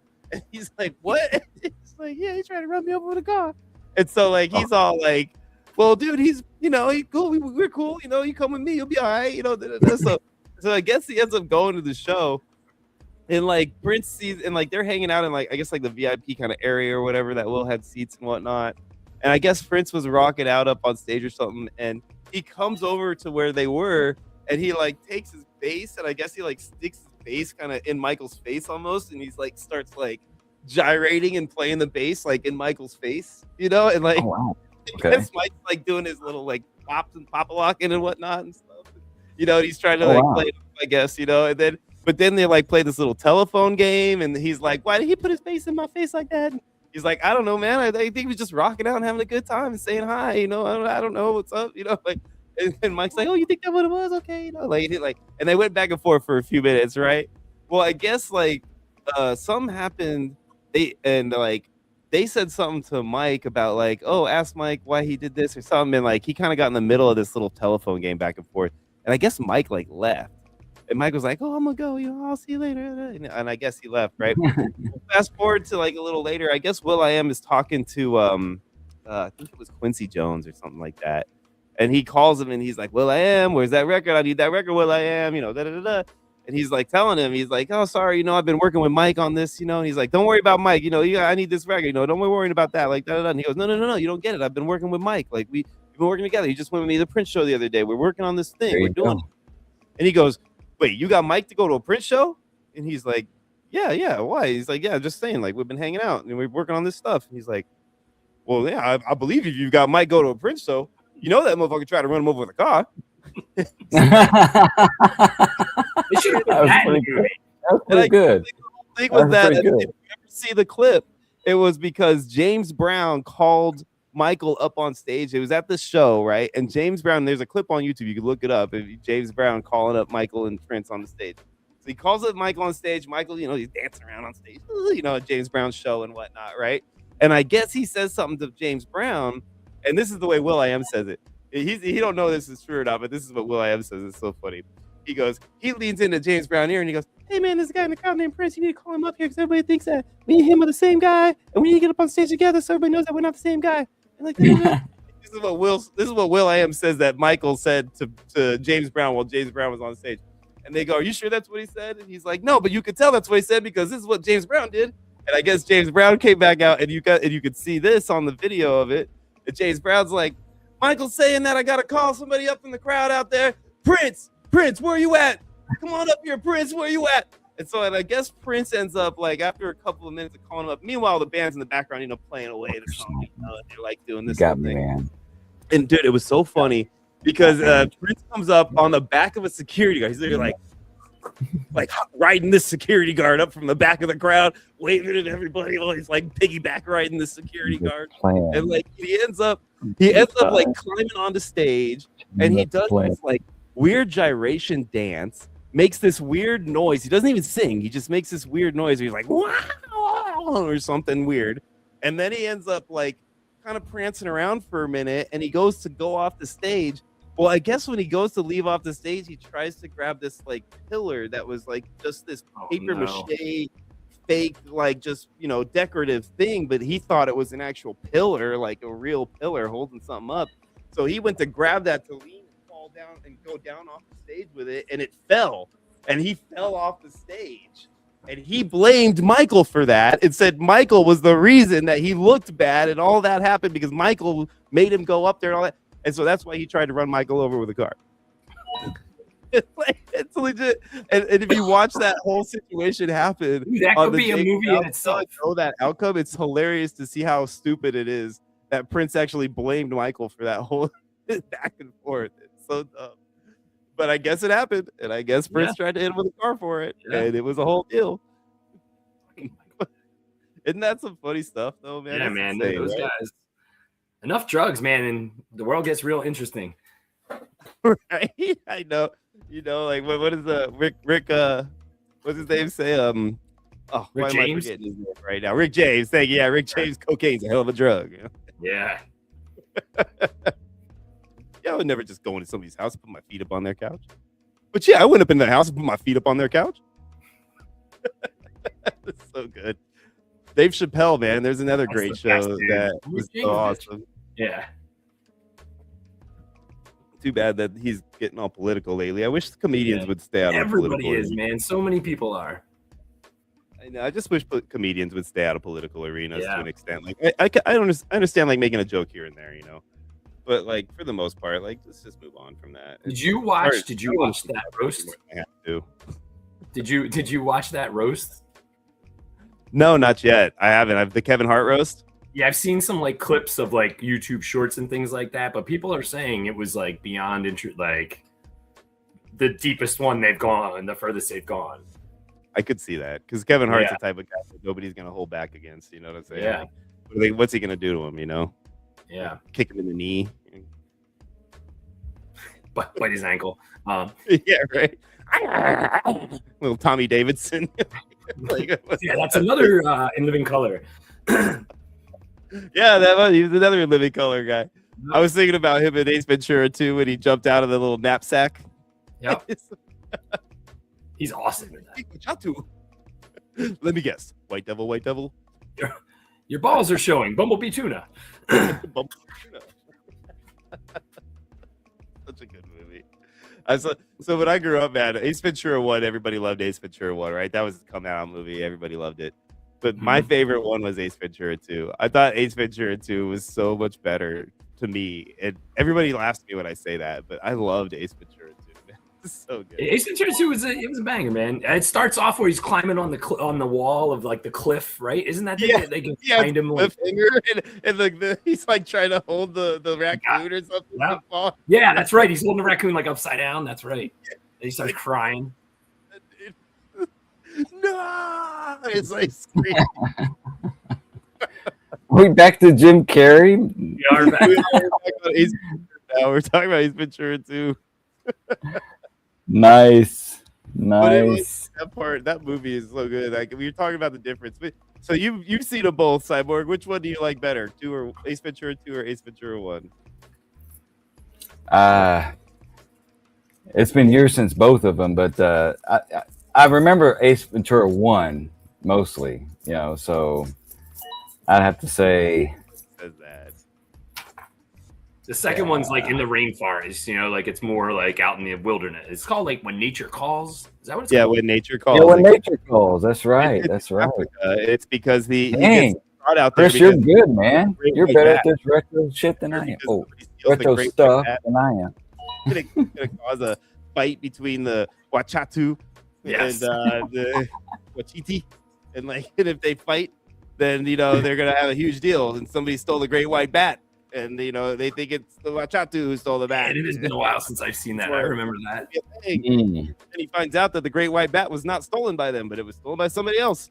And he finds out because of the great white guano. That's what you stepped.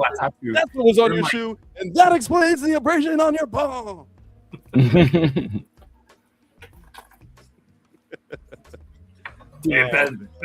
just saying real quick. If anybody else Star Trek fans out there, anyway, Patrick Stewart that played Jean-Luc Picard is trying to get Paramount to do a final Picard movie, like a full-length movie kind of thing. You know, got to remember Patrick Stewart is like 84 and still acting and still able to do all that gruesome remembrance and blocking and all that stuff, man. It's a lot of work to act and to be in a scene like that. So 84 years old, I commend all them old actors still doing it. William Shatner right there, man. 95. He's 95 and still getting on a plane, waiting in line, getting on a plane, getting his baggage and packing his stuff and all that. I mean, walking around, going to this next convention and still talking to the fan. I mean, at 95. I mean, you got it. You know, that's incredible. I mean, I wouldn't be doing that at 95. Who would? Who wants to go anywhere at 95? I mean, we're old, you know. But just saying. I just had to put that in there. Look at I'm a Star Trek fan. for drafting Mendoza. Lilith's coming in here talking about his Raiders. Not only did he take Mendoza, Lilith, but he also took your boy Ashton Janty. Yeah. Right, but Cyborg's right though. Go to a Star Trek convention. Say thank you to all the old people. Right. You still can. They're dying off, man. They're dying off. George Takei. George Takei plays Sulu. He's been in bad health recently. I'm like, oh no. He's like George 88. is awesome too. He's 88 right now. I mean, come on. Great. And He's still so posting on social media and still doing that stuff. I He mean, does a lot of social media. incredible. There's a lot of social media. I like him. I it's follow him actually incredible. on Facebook. I like him a lot. Yeah, incredible. Just incredible. Dude, I Let's just scroll down, Sean. Man, scroll the screen down so we can see I the. was going to if you would just hold your horses for 2 seconds. Martin. I'm I Martin want to just make put- sure that we being a talk about this director. because we just got to the 11th spot, and what that means is that we are now at a full roster as far as starting spots. So now we have the opportunity to really look at everybody's rosters here. Oh no! Don't do that. So Don't look at mine. Last place for life has C.J. Stroud, Bijan Robinson, Amarion Hampton, Zay Flowers, T. Higgins, T.J. Moore, Dalton Kincaid, Chase Brown, Michael Pittman, Aaron Rodgers, Romeo Dobbs on the bench. Ooh, So strong roster. not a bad team at all, man. No. Not a bad team. Not a bad team. I'm worried already. It could be the alcohol, but I'm worried. If CJ Stroud has a season in between his seasons, then this team could be really good. You know what I mean? Like, yeah, it was the rough first quarterback, but the rest of that team is stacked. Yeah, that's it. It's the quarterback is the only downfall. If the quarterback position holds up for him, which I mean, the chances are that CJ Stroud will fall somewhere mid-tier. If he can be in that little upper mid-tier and hang on for him, I think that his team is going to be real difficult to beat, depending on how things fall for the rest of the draft. Of course, we're only talking starters so far, but at this point, yeah, he's definitely ahead of the game. This never falter. This is your buddy right here. Jalen Hurts, Ken Walker, Ramondre Stevenson, Jamar Chase, Garrett Wilson, Christian Watson, Tyler Warren, Jordan Addison, Chris Godwin, Jordan Love, and Aaron Jones. Now, keep in mind, the only reason he has Tyler Warren on his team is because I auto-drafted. But anyway, let's move on to that and talk about how this team looks. What do you guys think? Cyborg, you start, man. What do you think of your boy Never Falter squad? Oh, did you ask me a question? Oh, never falter. Chris, what do you think of Never Falter squad? Never falter. Hold on. I know that he hasn't sniped me recently. That's all I know, which I'm proud of. What he did, kind of, sort of, with Aaron Jones. Yeah. So he knows what he's doing, man. Like I said, Never Falter's won my dynasty leagues like repeatedly and won the Empire pot over $1,000 just this last season. So this cat lover knows what he's doing on foot. Maybe not on Call of Duty. He's not too good on Call of Duty. You can kick his ass there easy. But on fantasy, he knows what he's doing. So I'm just saying, I give credit where credit is due. So I'm slurring my words, as you can tell. Okay. All right. Hey, I'm done. Put your best Captain Picard impression on and make it through this, buddy. Grab onto something. Squeeze. All right. Grab onto something. I'll grab onto this drink right here. There you go. I like that one because that looks like it's actually a water jug. It's a big drink. So, Mixed Chris, drink. what do you think of Never Falter squad, man? It looks pretty solid to me, to be honest. I like that Yeah. he stopped loving Watson that late. A little bit later in the, the Godwin pickup could be big. Ramondre's still going to get a workload. Even with Travion there, man, he's still going to get a workload. They trust him. And I guess it really matters whether or not they bring back Vrabel or if he leaves. I mean, at this point, it looks like he's staying, right? I mean, I assume so, but you never know what's going to happen. It might turn into a whole kabacle if we find out. Do it. Let me hear it. If that was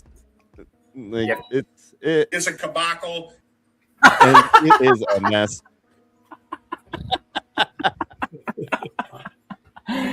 That's a Full kabacle. one. Do I have the full It's one a in here? I think I have. And it is a mess. It is a mess. It's a mess. A mess. It's a All right, mess. we haven't had a roster that deserves that yet, but we're going to Cyborg now, so maybe that'll change. Oh no. we're- Oh no. Oh no. We're looking at Josh Allen, Ashton Janty, Kyron Williams, Nico Collins, Terry McLaurin, Cortland Sutton, Tucker Kraft, Jalen Warren, Wandell Robinson, Matthew Stafford, and Fernando Mendoza. All right, Oh. Chris, what do you think of Cyborg Squad over here? So things have to go right, but there's a lot of age. You want to know what I think of it? Actually, not too bad. Go ahead. It's a risk. It's a risk. You know what I think, guys? It's a debacle, and it is a mess. No, it's not a mess. It's not a mess. It's not a mess. Brought to you by Jim Carrey Jr. Right? I mean, he's known for his acting, not his drafting, baby. Oh, that hurts, man. That hurts. That hurts. And not Jalen hurts. It hurts deeply. Butter.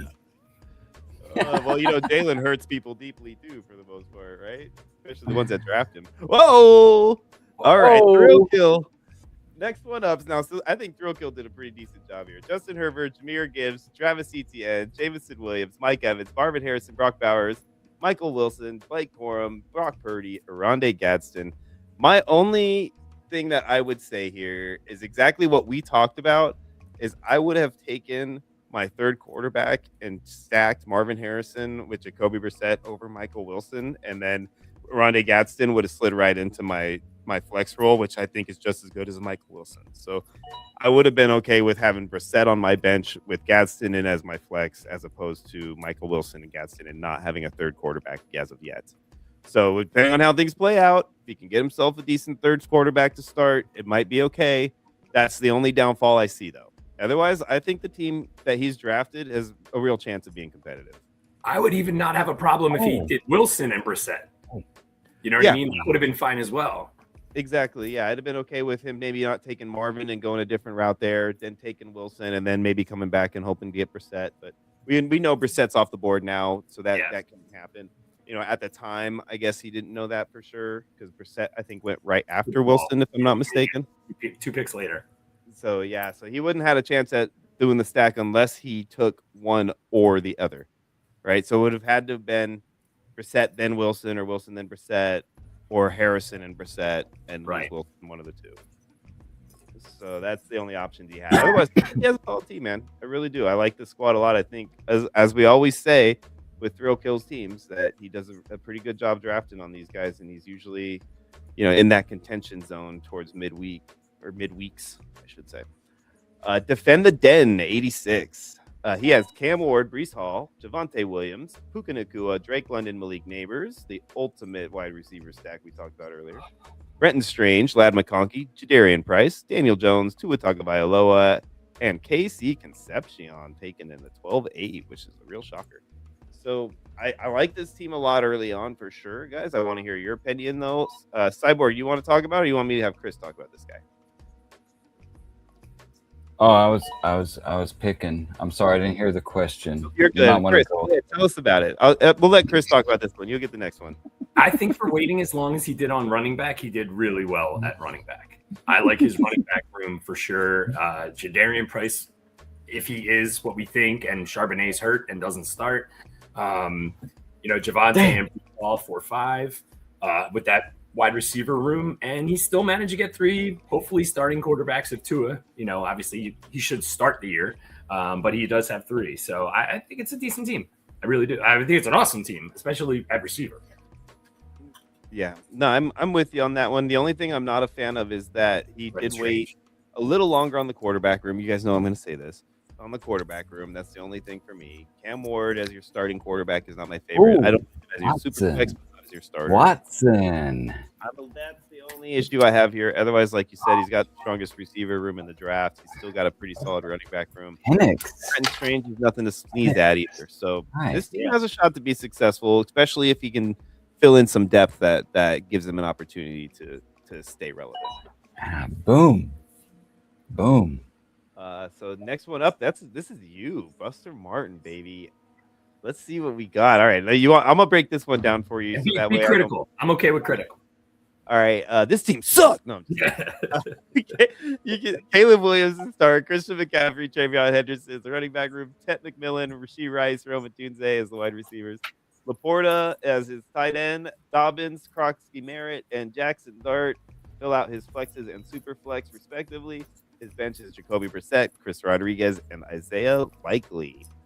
So far, honestly, I like a lot about this team. I really do. I'm a big fan of Jackson Dart. I think that getting him at 3.6 is going to be a steal in the end. Everybody's going to look at that like, what the heck happened there? So I think that you really did a solid job there. And then taking Rashee Rice at 5.6, I also think is a really solid move. Him and Tet and Rome in your receiving room after waiting until 4th, 5th, and 7th round to get him. I think you did a solid job there, man. It's looking like a team that has a chance to be really successful. And, the fact that I'm having to draft in the 11 hole, I think saved you from me being able to compete with this squad right now. It's I don't think I have any way. No joke. The 11-12 is no joke this year. I also should have taken a wide receiver with those last 3 running backs. I definitely should have taken 1 receiver in there because I only have 3. This is the one I don't like. Chris Rodriguez, man. I don't like that pick at that point. Yeah, I should have taken a wide receiver there. I knew it. But it's not. It could be okay in the end. We never know, right? Because that running back room is still kind of up in the air. Running back room. Yeah, I hate when I accidentally hit the point projections because they always throw it off, and I'm like, why did I do that? Like, I know what you mean. 206 Boss Man. He's got Patrick Mahomes, Saquon Barkley, Rico Dowdle, Jackson Smith and Jigba, Devontae Adams, Carnell Tate, Trey McBride, Kyle Pitts, DK Metcalf, Bo Nix, George Kittle, and Rashad White. Zach Charbonnet on the bench along with White and Kittle. So, I think he's got a pretty solid team here. I really do. I'm a fan of the fact that he was able to get DK where DK's falling to. Being that Aaron is back now, I think he's a steal at that point in the 9th round. That's a no-brainer for me. And they get Trey McBride and Kyle Pitts. This is something that I like talking about. We can snack on this for a second.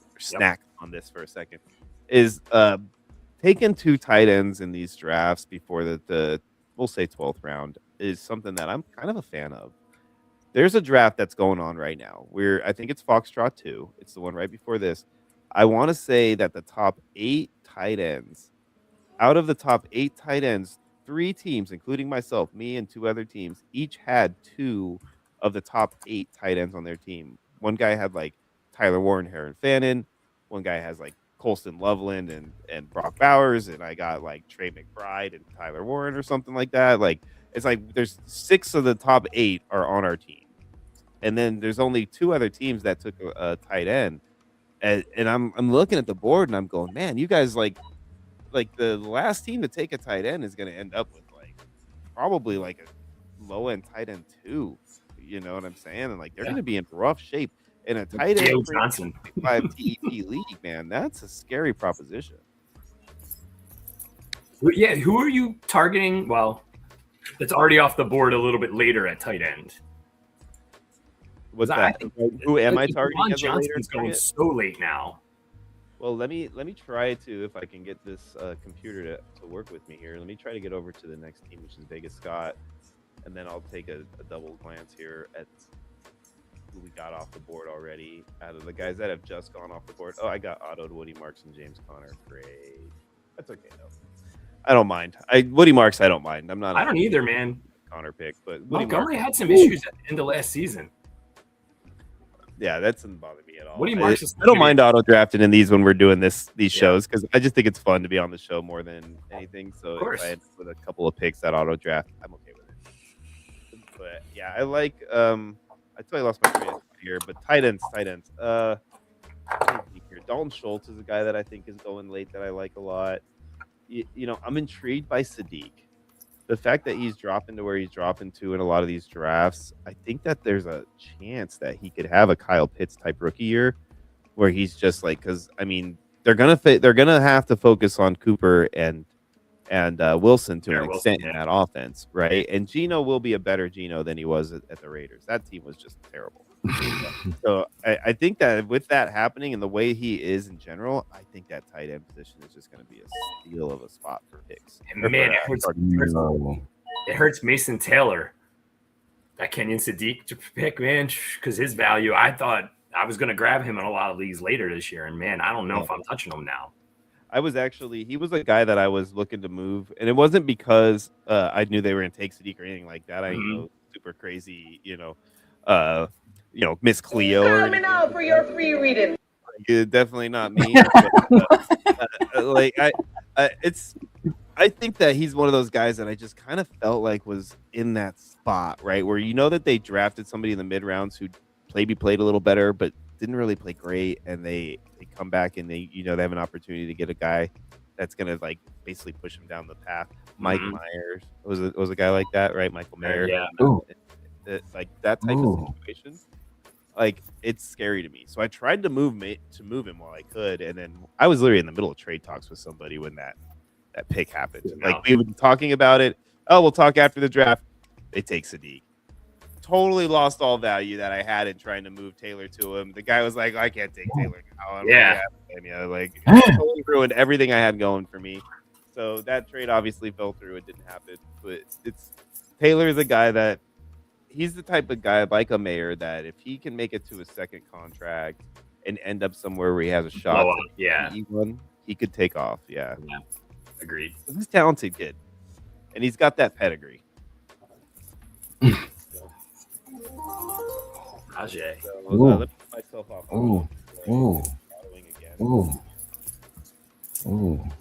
But yeah, now I got to figure out what I'm going to do with this half auto, half me team. Okay. All right. I think I got a good idea for my next pick already, as long as he's there when I get the chance to pick again. Which probably won't happen thanks to you, Juggernauts. But let's talk about Vegas Scott here. Well, we're moving on through the teams. Yep, go for it. Vegas Scott has Drake May, Devon Achane, Derrick Henry, Alec Pierce, Mekhi Lemon, Parker Washington, Colston Loveland, Hunter Henry, Jared Goff, Cam Scattaboo, which I missed for some reason, Sam Darnold, Stephon Diggs, Matthew Golden, and Jonah Coleman fill out his bench. You know what? I'm gonna let you take this one, Chris. I want to hear your opinion on this one before I honestly, from this point on, would draft wide receivers with this team for every pick. I think this team could be good, but they need a lot of weeks fill in at wide receiver. You know what I mean? Like there's a lot of two on there. I mean, Lemon has to hit for this team to do well. But if I would just go wide receiver, not every pick, but a lot, because he's set at other positions. I agree.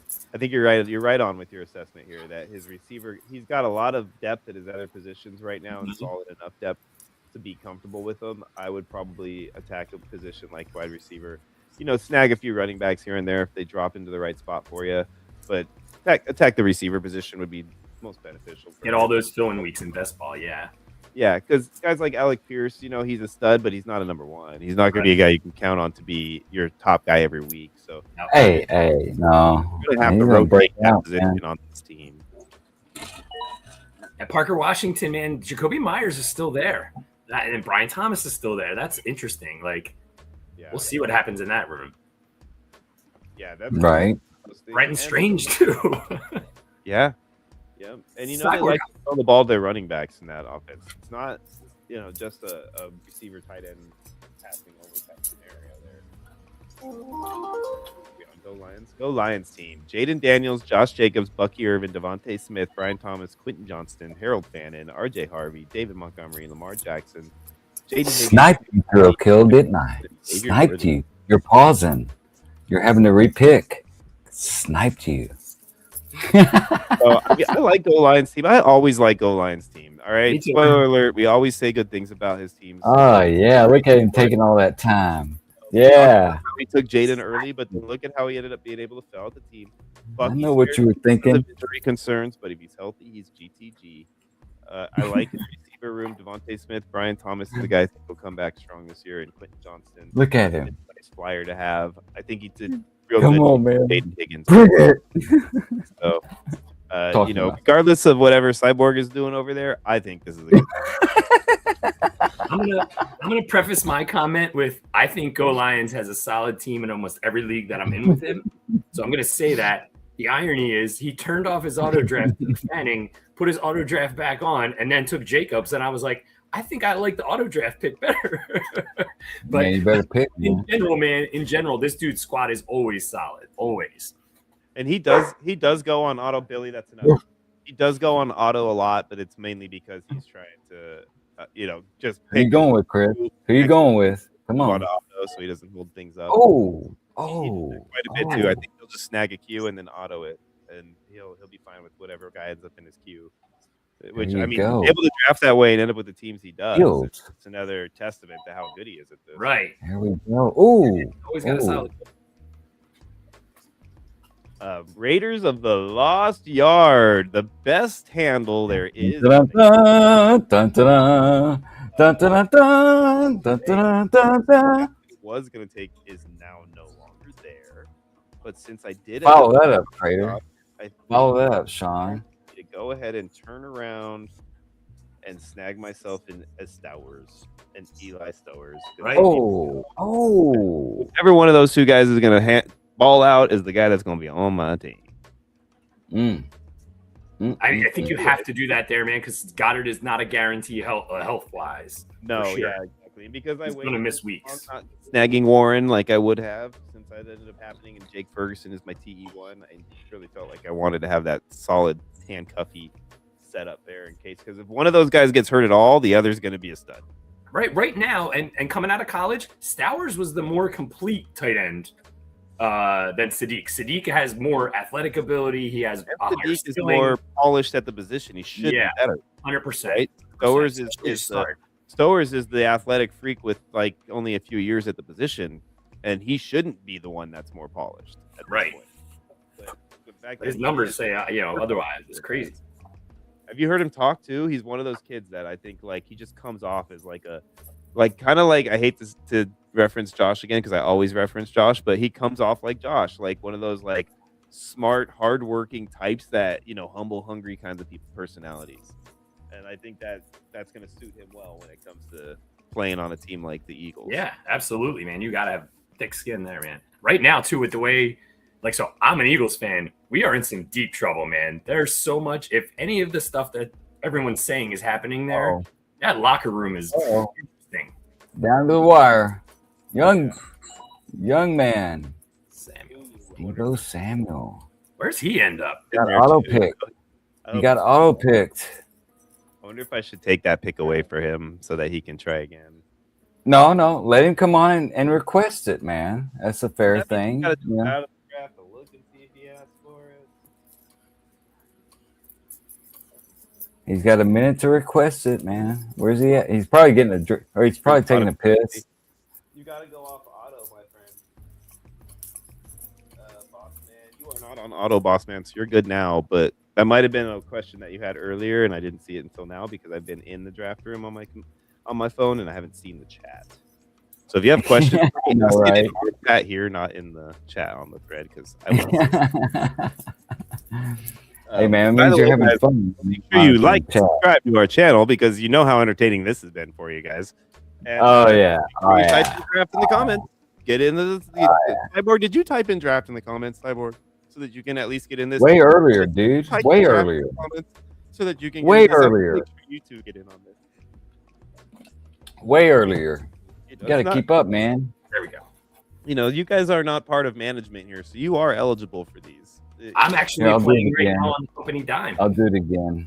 This exact one. Wait, no. I hit the wrong button here. I gotta spell it right. Yeah, drafter does not help, buddy. There it is. That's the correct. Kamara. Oh, he's not picking, right? That was auto. Kamara, man. I have no faith in Kamara. Just saying. Oh, you know what? Actually, no, I'm not. I'm gonna take this guy. And New Orleans, the whole team used to be like, Dallas, a contender, but I think Tyler Shuck is gonna turn them back around. I think they'll do better with Shuck now. You're talking about the Saints, right? I'm assuming. Yeah. I think they'll do good with Shuck. I think he's got ability to play well enough. I don't know if he'll be a star, but he'll be good. He'll be like, who his game I think is going to top out to be a lot like is who was the guy with the big ears for the Jets for all those years that was real good. Gosh, why am I blanking on his name? He was like the only good quarterback forever. What's that? Patrick Tannehill. Trying to go through some Jets. No, it was gosh, why am I forgetting his name right now? He was kind of like poor man's Ryan Fitzpatrick in a way, but I thought he played better than Ryan, honestly. Why am I thinking I think he was a first round pick too. McCoy? Oh man. I'm gonna have to Google it because it's gonna drive me insane. It's gonna drive me crazy. But I thought he was good, and he was always, in my opinion, one of those underrated like lunch pail style guys. You know? Mm-hmm. Dude, when you look it up, are you looking it up? Yes, I am. Give us his initials, if we can get it. Okay. Okay. CP are his initials. Oh, Chad Pennington. Yeah, there you go. Look at that. See, Chad Pennington. I don't know why it took me so long to remember that, but you're right. He had some big time game. Mm-hmm. And that's the kind of game that I think Tyler Shuck could have. You know what I mean? Like, he was the kind of guy who could have won a Super Bowl with the right team around him. Chad Pennington. I think Shuck's the same way. You know, he's not gonna win you the Super Bowl by himself. On a wide receiver run. But wide receiver run. Pick him up while you got him. So wide receiver run. We still got 2 teams left to talk about. So let me make sure I get through these last couple teams. Baker Mayfield, Jeremiah Love, DeAndre Swift, CeeDee Lamb, Justin Jefferson, Chris Olave. We just talked about the Saints. Mark Andrews, Mika Igbukah, Chuba Hubbard, Bryce Young, Kenneth Gainwell, Tyler Algier, there you go. Khalil Shakir. Keeping it going. Change it up. Change it up. That is the room for this man right here. I like this team for Raiders of the Lost Yard. The one thing that I'm a little bit concerned about on this squad is that tight end. Do it. Andrews, Come on, Foster. That Mark Andrews is a guy that he could be great or he could be horrible. It's going to be not a lot in between, though. I think it's going to be all the time you need, man. Hit or miss is going to be the way. You got a minute and a half. No. I don't know who the other tight end is there right now. With likely gone. Pet your pussy. Pet your pussy. I know she's around. That black one, right? Yeah. Go ahead. Take all the time you need, man. I know I sniped you. Come on. What are you doing over there, Rampleson? Well, I made Falter had to re-choose his method because me and you and Chris were over here just having a conversation, and Simon was just talking to himself. Oh yeah. Every once in a while, I love egging on Falter, man. I love egging him on. I don't even know if he's in this video, if he's watching or not, but you know, I know what he's thinking because you know he's one of my OGs. He's been around since 2019. I mean, I watch him play COD on Twitch, and dude, get better, man. It's boring. Come on, give me something to watch. Mark. What's up, Mark? How you doing, my friend? This is definitely a best ball. Yes, this is a best ball league here that we're doing right now. It's a redraft best ball league, 12-team Superflex TEP 0.5. I'm going to tell you, man, the best thing about this team is that he got DeAndre Swift that late. That's nice. Oh, that would have been rough if he did not. That's a steal right there at 8-3. They didn't really do a whole lot to replace that position. Right. And, and I think Monungai is a guy that'll do well, but I don't think he's going to be he's not going to manage. A guy that's going to take away from what DeAndre does. They're two different types of skill sets. This is a solid team. I think this is a solid team for sure. What's the second quarterback? He only has 2. No, he doesn't. He has 3. He just took Mac Jones, so he only has 2. Look at Scott over here bringing up the old Mark Sanchez. Oh man, talk about a guy who acted insane. Like, what happened with that guy, dude? Like, he was on bath salts or something that day. Like, what the? Did he bite someone? What did he do? Yeah, he attacked somebody and like that was driving like a truck driver, and then the truck driver ended up like completely random, right? Yeah. And he was set up to be a commentator, man. He was a commentator. He was doing good. That's what I mean. He was set up for life. Yeah.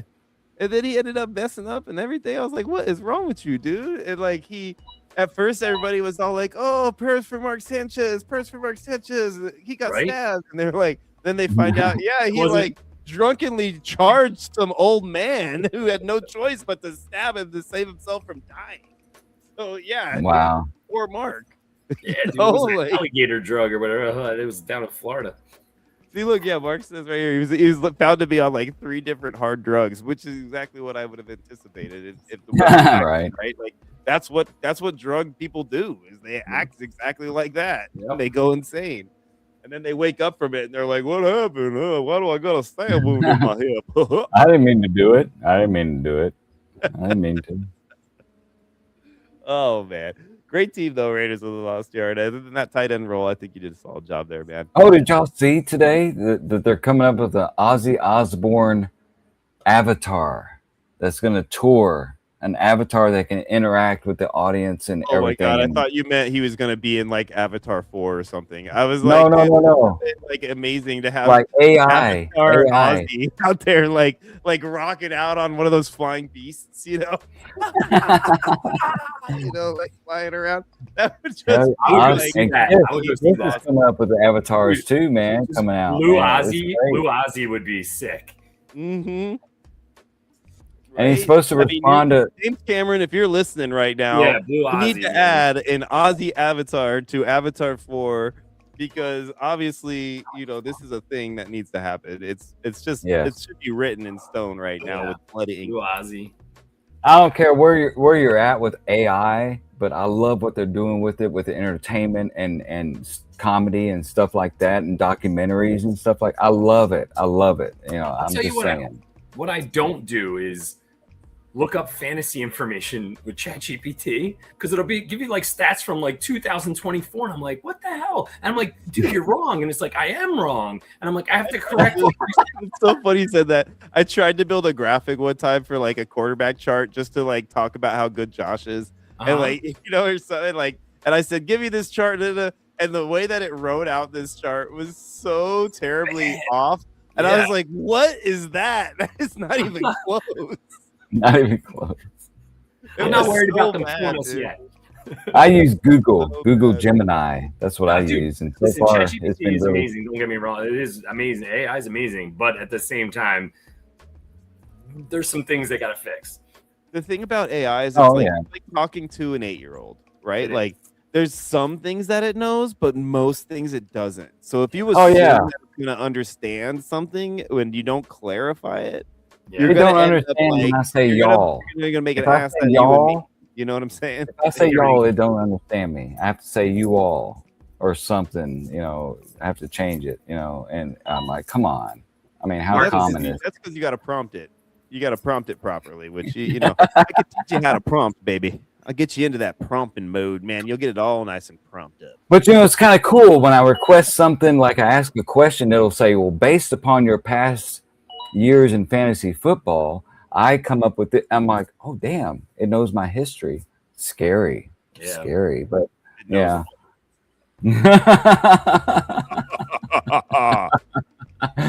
It's the Terminator. It's Skynet, man. It's coming to life, man. Yeah, absolutely. Skynet. Oh, they destroyed that franchise, man. I'm sorry. I was so excited when Arnold Schwarzenegger you could do it. And Linda Hamilton came back with Daddy will catch you. Genesis. Man, I was so excited for that movie. And it was so repeated. It was the same story. And Linda Hamilton's just not as effective today. I'm a cop, you idiot. I'm Detective Junkie. There is no bathroom. Man, one of Arnold's best movies ever was Total Recall. Total Recall, Arnold's absolutely. Kindergarten Cop. 100% Kindergarten Cop. He had great. All of the movies are great, but Total Recall is the epitome of freaking his persona at that time. Not even in his top 5, dude. What a great cast, man. Lies, Terminator, Kindergarten Cop, Twins, like all of those are so much better, dude. Banger. No, man. Total Recall is my favorite of all of that. Ridiculous, bro. The only reason you like it is because of 3 boobs. That's it. It's the only reason anybody your age liked that movie. Oh yeah, it was great, Predator, man. Yes, thank you, Mark. Three-breasted alien, dude. You had no idea how much effect that had on my genre. Read what Beers. What? You don't like what you see? I'm like, yeah, I like it. Read what Beers wrote, Sean, down the bottom. Bunch of boomers giving AI lessons with an AMSR draft in the background. Who's the best bad guy of all You back call me a in them boomer. days? Michael I'm a- Ironside, man. Michael Ironside was the best bad guy. Millennial, buddy, and I'm proud of it. I am the last generation to know what it's like without the internet and to know what it's like to actually use the internet properly. Who is your daddy and what does he do? Gotta do the chopper. Oh yeah, get to the chopper. Come on. Oh yeah, man. I love it, dude. I used to do Arnold Young all the time, and I have a buddy who could do Elmo real good, so we would have these Arnold and Elmo conversations. It was the greatest, dude. I'm so for a sequel now, a Predator movie that brings back Arnold's character and he's actually acting in it, and I'm so for it. I mean, it would be great. It would be great. Absolutely. Dude, Arnold is like 80, bro. You have 30 seconds, Cyborg. I just noticed. Oh, shit. Yeah. Damn it. All right, may have to. California. What's the one with Jim Belushi? Are you talking about the Blues Red Brothers? Heat? No, I think it's called Red Heat. It's Arnold and Jim Belushi, I think. Oh yeah, I think you're right. I do remember that one now. I don't remember the movie. There's like a bunch of like right around Tango and Cash time. You know, they were doing like two guys, like a tough guy and a funny guy.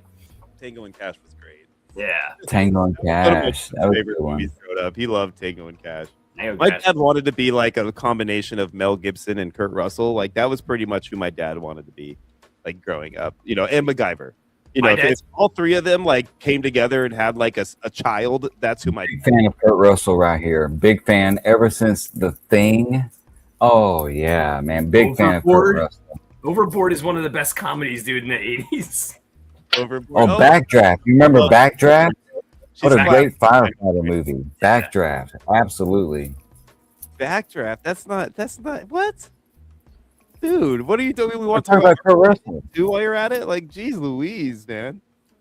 Yeah, Backdraft, man. That's a great movie, man. You go, we go. It is absolutely. A good movie. But hey, what about Frequency? You guys ever seen Frequency? No. Like, I'm pretty sure it's Frequency. Anyways, I might be naming it wrong, but I don't even know. You don't know. You can be saying the totally wrong movie. Dennis Quaid, man, trying to step me up, trying to on the radio in the past. Trying to be better. He was it is called Frequency, right? That's funny. That is an awesome movie, man. That is an awesome movie. Dennis Quaid, how about Inner Space with Martin Short? Where he gets that was great, man. That was a great movie. Quaid gets injected into Martin Short's ass, and he's like in a little tiny pod, and he like. Oh yeah, man. Dennis Quaid is in it. I love it, man. Dennis Quaid. I just saw Dennis Quaid in War Machine on Netflix, man. Yeah. A new movie, man. Great movie. Look at Mark. Dennis Quaid. Backdraft sounds like what I get after Mexican. I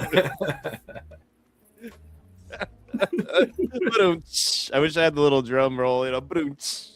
That's so good. Hey, I'll give you a little bit of 80s factoid. Did you know in National Lampoon's Vacation, the girl in the sports car that Clark looked over and was flirting with, the blonde-headed girl, that was Nancy Wilson of Heart. Yes. Wow. True story. A movie trivia. Yeah. Movie trivia, dude. Look at Nancy Wilson of Heart was in National Lampoon's original Vacation, which is the best vacation by far. I know everybody likes Christmas Vacation. That's the one with Papa Giorgio. Yes. That's Vegas. Yeah, Vegas. That's right. Vegas. Sorry. The girlfriend's yelling at me over my shoulder right now, telling me that I'm an idiot. No, that's the one with Imogene Coca playing the aunt that died, and they put her on top of the roof and carried her along the route. Oh yeah, it was great. Who made the cat food Jello? Is that the one you're talking about? Or with that's Chris? I'm mixing them again. Okay, hold on. It's my turn. He's just yakking on a bone. Yeah. It's Christy Brinkley, by the way, Cyborg, you liar.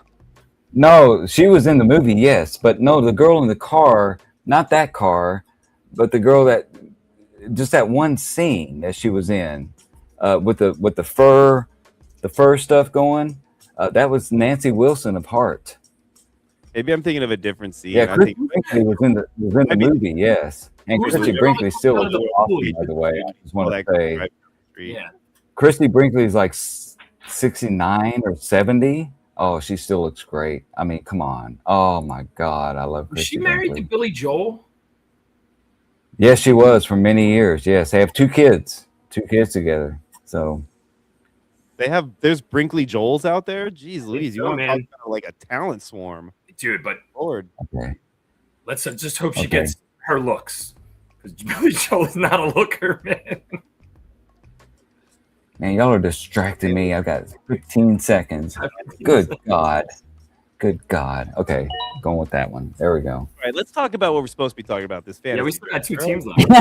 Hey, it's okay. We're having fun, man. We're having fun. It's all natural. It's live. Live Brown, from Jordan. Arlington, Texas. Shut up, Cyborg. Travis Kelce, Cody Parker, Kobe Myers, Kyler Murray. Oh, I gotta go. Devo Samuel, Alvin Kamara, Mike Washington. Give me Devo. No.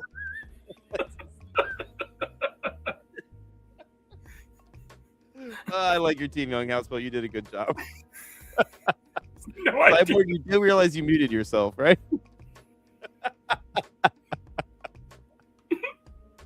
Yes, I realized. I went mute. I was saying mute. Yeah. I couldn't point to it because it's reversed on the screen here, so I'm all messed up. So, but yeah. Well, I'm glad that you're okay because I was about 2 seconds away from calling an ambulance. I think my friend is having a seizure on the air right now. I love it, man. I'm here for the fun of it, man. I'm having a blast. Oh man, this is great. All right, so that's I didn't even talk about my team, but that's all right because my team sucks. What did you say to me earlier? Already dogging your own team and that kind of line or something? I mean, come on, man. Yeah, but dude, Take your own advice. Take your own advice. it's what got Don't me give right. up. These Luther Bird and Jalen Waddle picks, man. Those are the two. If I'd at least paid attention enough to get one of those picks differently, I could have made this team out to be better off. But Joe Burrow, James Cook, Quinshon Come Judkins, on. Luther Bird and I Jalen love it. Waddle, Jake Ferguson, Kyle Monungai, Ricky Pearsall, Dak Prescott, Malik Willis, Dallas Goedert, James Conner, Woody Marks, another couple of autos, Eli Stowers, Rashid Shaheed, Braylon Allen, Brandon Ayuk. Yeah, the Brandon Ayuk pick. What's going on with him? Is he playing football this year? I mean, I assume you will figure at 17th round in a team Yeah, like you give it a this. shot for sure. What do But I I don't know what's happening with him. But yeah, that's where we're at on these teams, man. I think you guys are all doing a great job, with the exception of a couple of us that are on air right now. But otherwise, man, you guys are all doing awesome. It ruins you. It ruins you. Jeez. But let's talk about Woody Marks trying to redeem himself. Oh my after God. this ordeal with us. Look at that chart. Look at that. Look at all them colors. That's so cool. I have to say that just when I thought you couldn't get any dumber, you go totally redeem yourself. Green and blue and orange and red. I love it, man. Town is back It that looks way. great. It looks great. You know, Jim carrying up. Like this show is all about We carrying. didn't even say Dumb and Dumber, did we? No, we didn't talk about Dumb and Dumber No. until I don't think we said anything No. Dumb and Dumber. No. it's because they almost ruined it with that stupid second one. Oh, dude, Dumb and Dumber. Oh, I can't think of his name. What was the co-star's name in Dumb and Dumber? Jeff Daniels, Troy Franklin. Yes, Jeff Daniels. Harry and Lloyd. Commendable to Jeff Daniels too. Can play so many roles: dramatic, comedy. I mean, he's great. You know the He's story great. about him getting that movie? Are you familiar with how that played out in the beginning? Because they What didn't want happened? him in that movie. Oh, And really? Jim Carrey, like made it happen, and like they basically wanted somebody else because he wasn't considered a comedic actor at all. Right. Right. So they didn't think he was good for that role. They wanted somebody else, and Jim Carrey was like, "No, he's the guy. He'll be great at it." So what they ended up trying to do, Nailed it. tried to offer him a low ball, like a really low ball offer to do the role, because they figured he'd just turn it down because it's such a disrespectful offer. He said, "Oh no, it sounds great. I'd That love to sounds work good." with him." And he took the low offer to take the job to work with Jim. So he got paid like a ridiculously low amount compared to what Jim Carrey made in that movie. but it changed his entire career. Yeah. Then people gave him roles that he would have never gotten if he'd not taken. Right. And him and Jim Carrey are great friends. They still to this day like hang out and stuff. I know, and as an audience, we love to see actors that are in movies together, and in real life they become great friends. As a former actor myself in theater, I mean, I love it because you create bonds, you create real bonds when you're working with theater in Arkansas. Dude, wait a minute. 3 guys that were up for that role, other than Jeff Daniels. Ready? I'm looking it up. Nicolas Cage. Oh my God. Chris Elliott. Remember Chris Elliott? Yes. Yeah. And then, dude, and the last one is Rob Lowe. Imagine if Rob Lowe was. Oh no. That would have been awful. Terrible. No, I cannot even imagine. No. It's hard to imagine anybody else other than those 2 guys in that movie, honestly. Yeah. But even then, chemistry. It's the chemistry of the performance. Way over here. Look at that chatting away over here. These guys. We all know about that. We've seen movies, movies that are supposed to be great, and the chemistry between the actors just didn't work, and we could tell it. We could tell it because it was like canned delivery and stuff like that. And we're like, they're better than this. I've seen many movies like that where the actors just didn't get along in real life, but when they do and they have that chemistry, and they feed off of each other's lines and energy, that's chemistry. Absolutely. And it worked perfectly. Absolutely. Well, I know why you like that so much, and this is a great example of exactly what you're talking about. Was the back in the day Leonard Nimoy and your boy Captain Kirk? Why am I blanking on his real name? But those William 2 Shatner. William Shatner. They were buddies for years before they had their falling out and all that crap. Oh yeah. Oh, I know. You could see it. You could tell. And I think today, when Leonard Nimoy died back in 2015, William Shatner did not go to the funeral because he had other obligations he was committed to in Florida or something like that, a convention or something. But yet, that's not the real reason. I understand. He didn't give a shit. He didn't want to go, and because anybody can change your plans. Anybody can change your plans when you're that famous. You can change your fucking plans. Oh, excuse me, but we understand that this is a passionate thing for you being a Trekkie, so I get it. Yeah, you're I mean, he can say whatever he wants in his books and interviews and stuff, but us Trekkie fans really know the real reason, and it's a shame. It's a real shame because as Trekkie fans, we wanted them to be great friends. We want that in real life, man. For them to be for years, right? Real good friends, and they just weren't. They weren't. I thought they were good. They were in the early days. Yes, the original series, but the movie era in the 80s already started. It already started. It was when he started directing, wasn't it? Like Leonard Nimoy directed. I commend both of them. I commend both of them for still working together, even into the 90s with Star Trek movies. That's commendable. You got 30 seconds. Cyborg. Oh shit. I didn't get you into Star Trek right when it was your turn for any specific reason. I promise.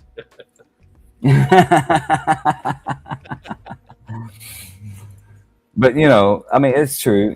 They work together still after all their falling outs and stuff. And but we all know the real reason. I've listened to. Did one of them sleep? I've got all of William Shatner's books. I've listened to the audiobooks, repeatedly, and Leonard Nimoy put out some audiobooks too, which is really great. They talk about the old Star Trek days, and they really open up their hearts and say, it's really great, to being a Star Trek fan. So, but yeah, we know. Yeah, it's a shame. No, I understand that, man. I mean, this draft's moving right along, guys, too. I just want to make sure I say this because we're getting close to the end here. You guys haven't already, and you're in the show right now. We know we're kind of dragging on here. It's been a while now. We're getting towards the end. Put the word draft in the comments. Get into the drawing. It's coming up. Yeah. We're going to do that here in a few minutes. We might actually just go ahead and let these last few rounds play out on their own and run that drawing here in just a couple minutes because, I mean, what do we really need to worry about with these last 4 or 5 picks? These are all depth picks that there's there's really not a whole lot other than grasping at straws, looking for that diamond in the rough. Trying to find balance in the Arabian sand, and we're gonna each do our own at it and have fun with it. But there's really no reason to make you guys suffer through that. So. Let's get some final thoughts in real quick here. We got a couple rounds. Okay. Cyborg, man. I know we talked a lot of movies. I know we talked a lot of Star Trek. Overall, though, as far as actual draft is concerned, what do you think of how? Oh man, it's still so early. I mean, right? Because there may be trades that'll happen that'll change up everything, and there's still, so many questions. That's what makes this kind of drafting early kind of exciting, challenging, because it's all up in the air. It's like being in Vegas, pulling that lever. I mean, it really is, and we all feel like, all of us, this I might add, all of us feel like we've drafted good, right? We all feel that. We all feel it. I did a pretty good job. But we don't really know, and that's what makes it more exciting. And so that's why I'm here. I'm here to have a good time. Sometimes I hit, most of the times I miss, but whatever. You keep going. And I appreciate you, Sean, and Scott for promoting this brand, and I'm with you all the way. So let's rock and roll. We appreciate you too, Cyborg. You do a great job over there with your own stuff too. The brackets, obviously, man. You and your brackets. Oh yeah. Yeah, I'm doing pretty good in the NBA one. I'm number 4 in the NBA, but there's no route to the top. You're about to get out, Chris. What's that? You're up. Oh, I had it. See. Oh, damn it. Look, you got Otto right after Otto too. Oh, snap. Oh, dude. Oh, man. Oh, snap. Oh, geez. You better pull that bat. No, I'm just kidding. You can live with that. You can live with that. I think. Oh man.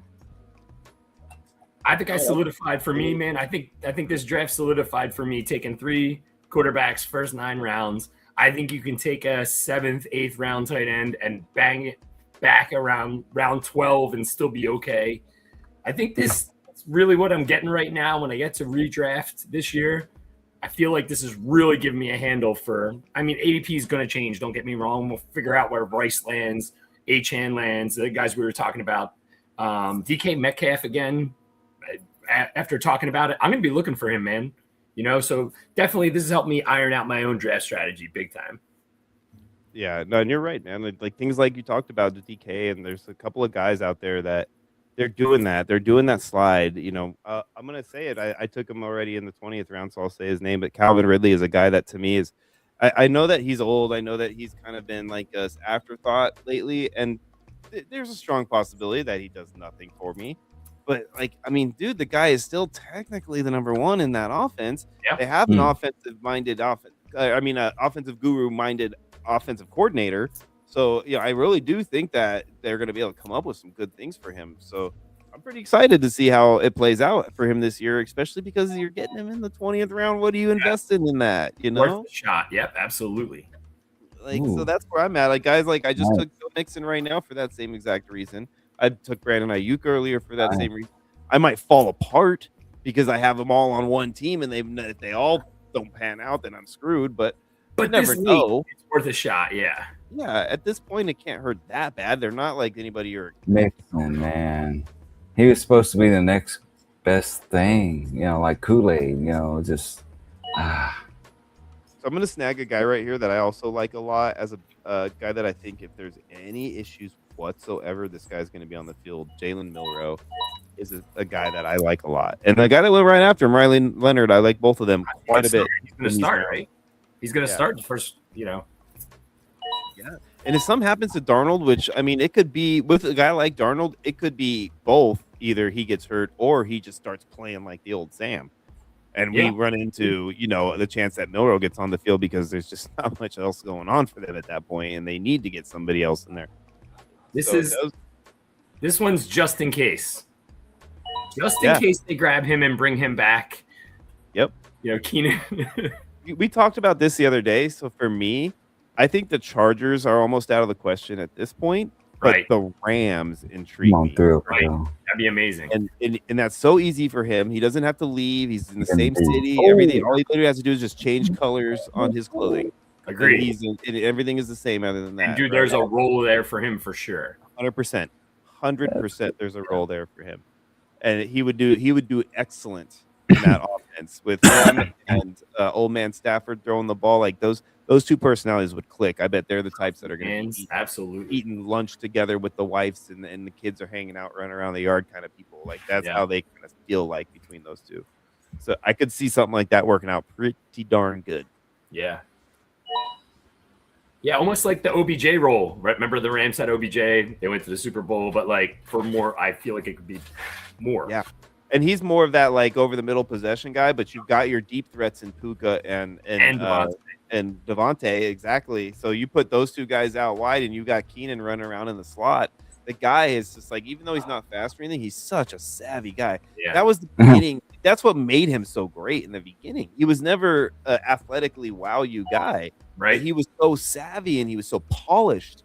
You know, he came out, it was just like a vet right out the gate. He was playing like he knew what he was doing. That dude, he was an auto draft for me for many years. Yeah, he's a great player, and he's like that kind of guy that people want to rally around. So quarterbacks want to throw him the ball. Right. So yeah, I'm excited about that. I think that's a solid pick at that point. You know, same thing like the one that just went, Najee. He's another guy too, literally in my queue for if he came back around. And that's another guy I think he'll get signed. He'll get at least an RB2 role somewhere. You know, I think he'll maybe Washington might be a good spot for somebody like Najee at this point, the way things played out. Something like that could put him square in the mix for, you know, a good depth piece, a good solid, you know, low end RB2, high end RB3 situation. Yep. You know, with high end RB2 potential if something happens. You got Yoshivas sitting right there for your Barrow stack, man. You just noticed him. Thanks, Coach. Oh, You're on the clock, trader. Yeah, why not? Screw it. You talked me into it. You talked me into it. Why not? We're so late in the game anyway. What does it matter? Here's another guy I'm going to take a little flyer on. Will Howard, I think, in these rounds, he's another guy. Oh, my goodness. Oh, followed up by Mason Rudolph. Right? Back to back with the backups. Back to back backups. I like it. This next one is who I think is going to be the number 3 in Chicago, or has a shot at it at least. It's not a bad thought, man. Not a bad thought. I mean, they moved on from DJ. Luther's obviously stepping into that role. He's going to take the role Luther had last year, which was productive enough, right? Yep. So yeah, I like where you're going with that one, man. I really do. This is where Cyborg has to make up. This is the pick that's going to make or break this league, dude. So you better do perfect right here. If you don't, like, you're done. You're just done. What the hell? This second to last pick is the make or break. Are you pick. trying to create pressure where there is none? Okay. Dramatic. Hey, Cyborg, what do you think of what was your favorite Star Trek movie? Let's talk about that for a minute. What's your favorite Star Trek movie? Don't distract me. I'm on the clock, okay? Hold on. The one with the I'll tell you in a earworm minute. thing and Ricardo Montalban. The plane. I'll tell you in a minute. Just give me a second. He's probably There we one of go. those guys who like Generations the most, you know, one of those weirdos. Generations was good. Oh yeah, seeing the Enterprise D crash on that planet, best scene I'm sorry, ever, bro. man. The best one is the whales. Doesn't matter who you are, what you say. The best No, one no, is no. the whales. Wales was good. 4 was good, but Generations, man, when that whole crash scene. For the nuclear vessels. Dude, I was in the theater in my little hometown, man, just a small town. And when that crash scene ended and it pauses and there's no music or nothing playing, the whole audience went, like exhale, because we were all into that scene, man. I mean, it was just incredible. That really is a good one, man. My parents growing up, like they loved that movie. My dad was kind of a Trekkie growing up. He loved Star Trek as a kid. So I was. Oh yeah, and it was believable that they intertwined Picard with Kirk. You know, it was a believable story. It was a good story. It was believable in the realm of Star Trek, and you know, it's not one of those things like It's funny That that can't you happen. said, like, literally a Galactic Enterprise movie was believable, but okay. And the new Star Trek movie. Arnold and the 3 boob lady should be in the next one. That'd be amazing. Yeah, right. There you go. Yeah, if they had Arnold and the 3 boob lady, then the whole world would be all about. It'd be like Larry won every Oscar that year. Picard gets in bed with the 3 boob lady. That Oscar. Thank you. You got to use the same actress. Right? It's so funny they remade that movie, and that's the only thing that was the same about that movie from the first one to the remake was the 3 boob lady. Yeah. Everything else was completely different. The plot, the storyline, the area, the place, everything else was completely different except for the 3 boobs. Colin Farrell, right? Is it Colin Farrell? So funny. Then they made Blade Runner again. They started making everything again. They did, yeah. Oh, yeah. Blade Runner I thought was pretty decent. Like I like it was a reboot too. What they didn't try to remake because the original Blade Runner was dumb in my opinion. Like if you go back and rewatch that, it's terribly stupid. It's tiresome. And the most recent Indiana Jones movie was great. I don't care what anybody. What was it called? Anyway, the dude was 83. Kingdom of the Let's Make More Money. Man, it was great. It was great. I mean, all the original characters came back that are still alive, and I mean, it was a great story with time travel and everything. Like how they had him like young and old and all that, and yeah. Oh yeah, it was great, man. It was totally awesome. Yeah, it was pretty cool. I mean, I'm still like I can't help it. I'm still like number 3 was my favorite. It always will be my favorite. Oh yeah, The Last Crusade with Sean Connery. Sean Connery. Yeah. That's my opinion always will be. So. And you know, growing up in that era, man, you got to understand Sean Connery. Up until that point, I've only seen him as James Bond, and to see him in this movie as a totally different character, and he nailed it. I mean, a totally different character. I was like, "This is James Bond." Wow. You know? Oh, what's up, brother? I love your picture, by the way. Dude, Anchorman is one of my favorite movies, so that's an awesome one. Torrance in the Machine, he said he's last place for life in the draft. So thanks a lot for being here, man. Make sure you say draft or type in draft in the chat real quick before you take off or anything, because you want to get in on this drawing. We're going to have a slow draft, same exact type of league, slow draft that's going to happen. You're going to be able to get into whichever one you want to do when you're ready to do another one. So make sure you type in the word draft so you can get in that drawing. Thanks for being here, man. I hope you had a good time with us. I know we kind of went off the rails a little bit. This is what happens when we're on the air for so long with we've had. But you know what? This is a bonus episode. It's called a bonus episode for a reason. It's meant to be crazy. This is what happens when Scott goes to the Philippines. You know, cockfighting. Brother. Yeah, right. Well, it's not like Scott did any better for us. I mean, we were acting like we're the ones that are like going crazy off the rails when he's gone, and then he shows up talking about cockfighting and drinking like crazy. You know, I mean, it's everybody's off the rails, I guess. Today. Right. He's talking about cockfighting, unshaven, shit going everywhere. Yeah, right. Had the like the raccoon farmer stand going, like he'd been sitting on the beach with his sunglasses on for 5 days in a row. You know, we better get him out of there next time he's going to show up. Godspeed, man. I'd love to be there with him, man. I'd love it, man. I'd love it. Kendricks, he's not even on a team. I guess that works. Maybe somebody will pick him up. Who knows? It's okay. That'll be an awesome last draft for the way that I've drafted this team right now. Obviously, I will be talking a lot of mess about this team when we do our 6-minute abs recap on this bad boy. I did.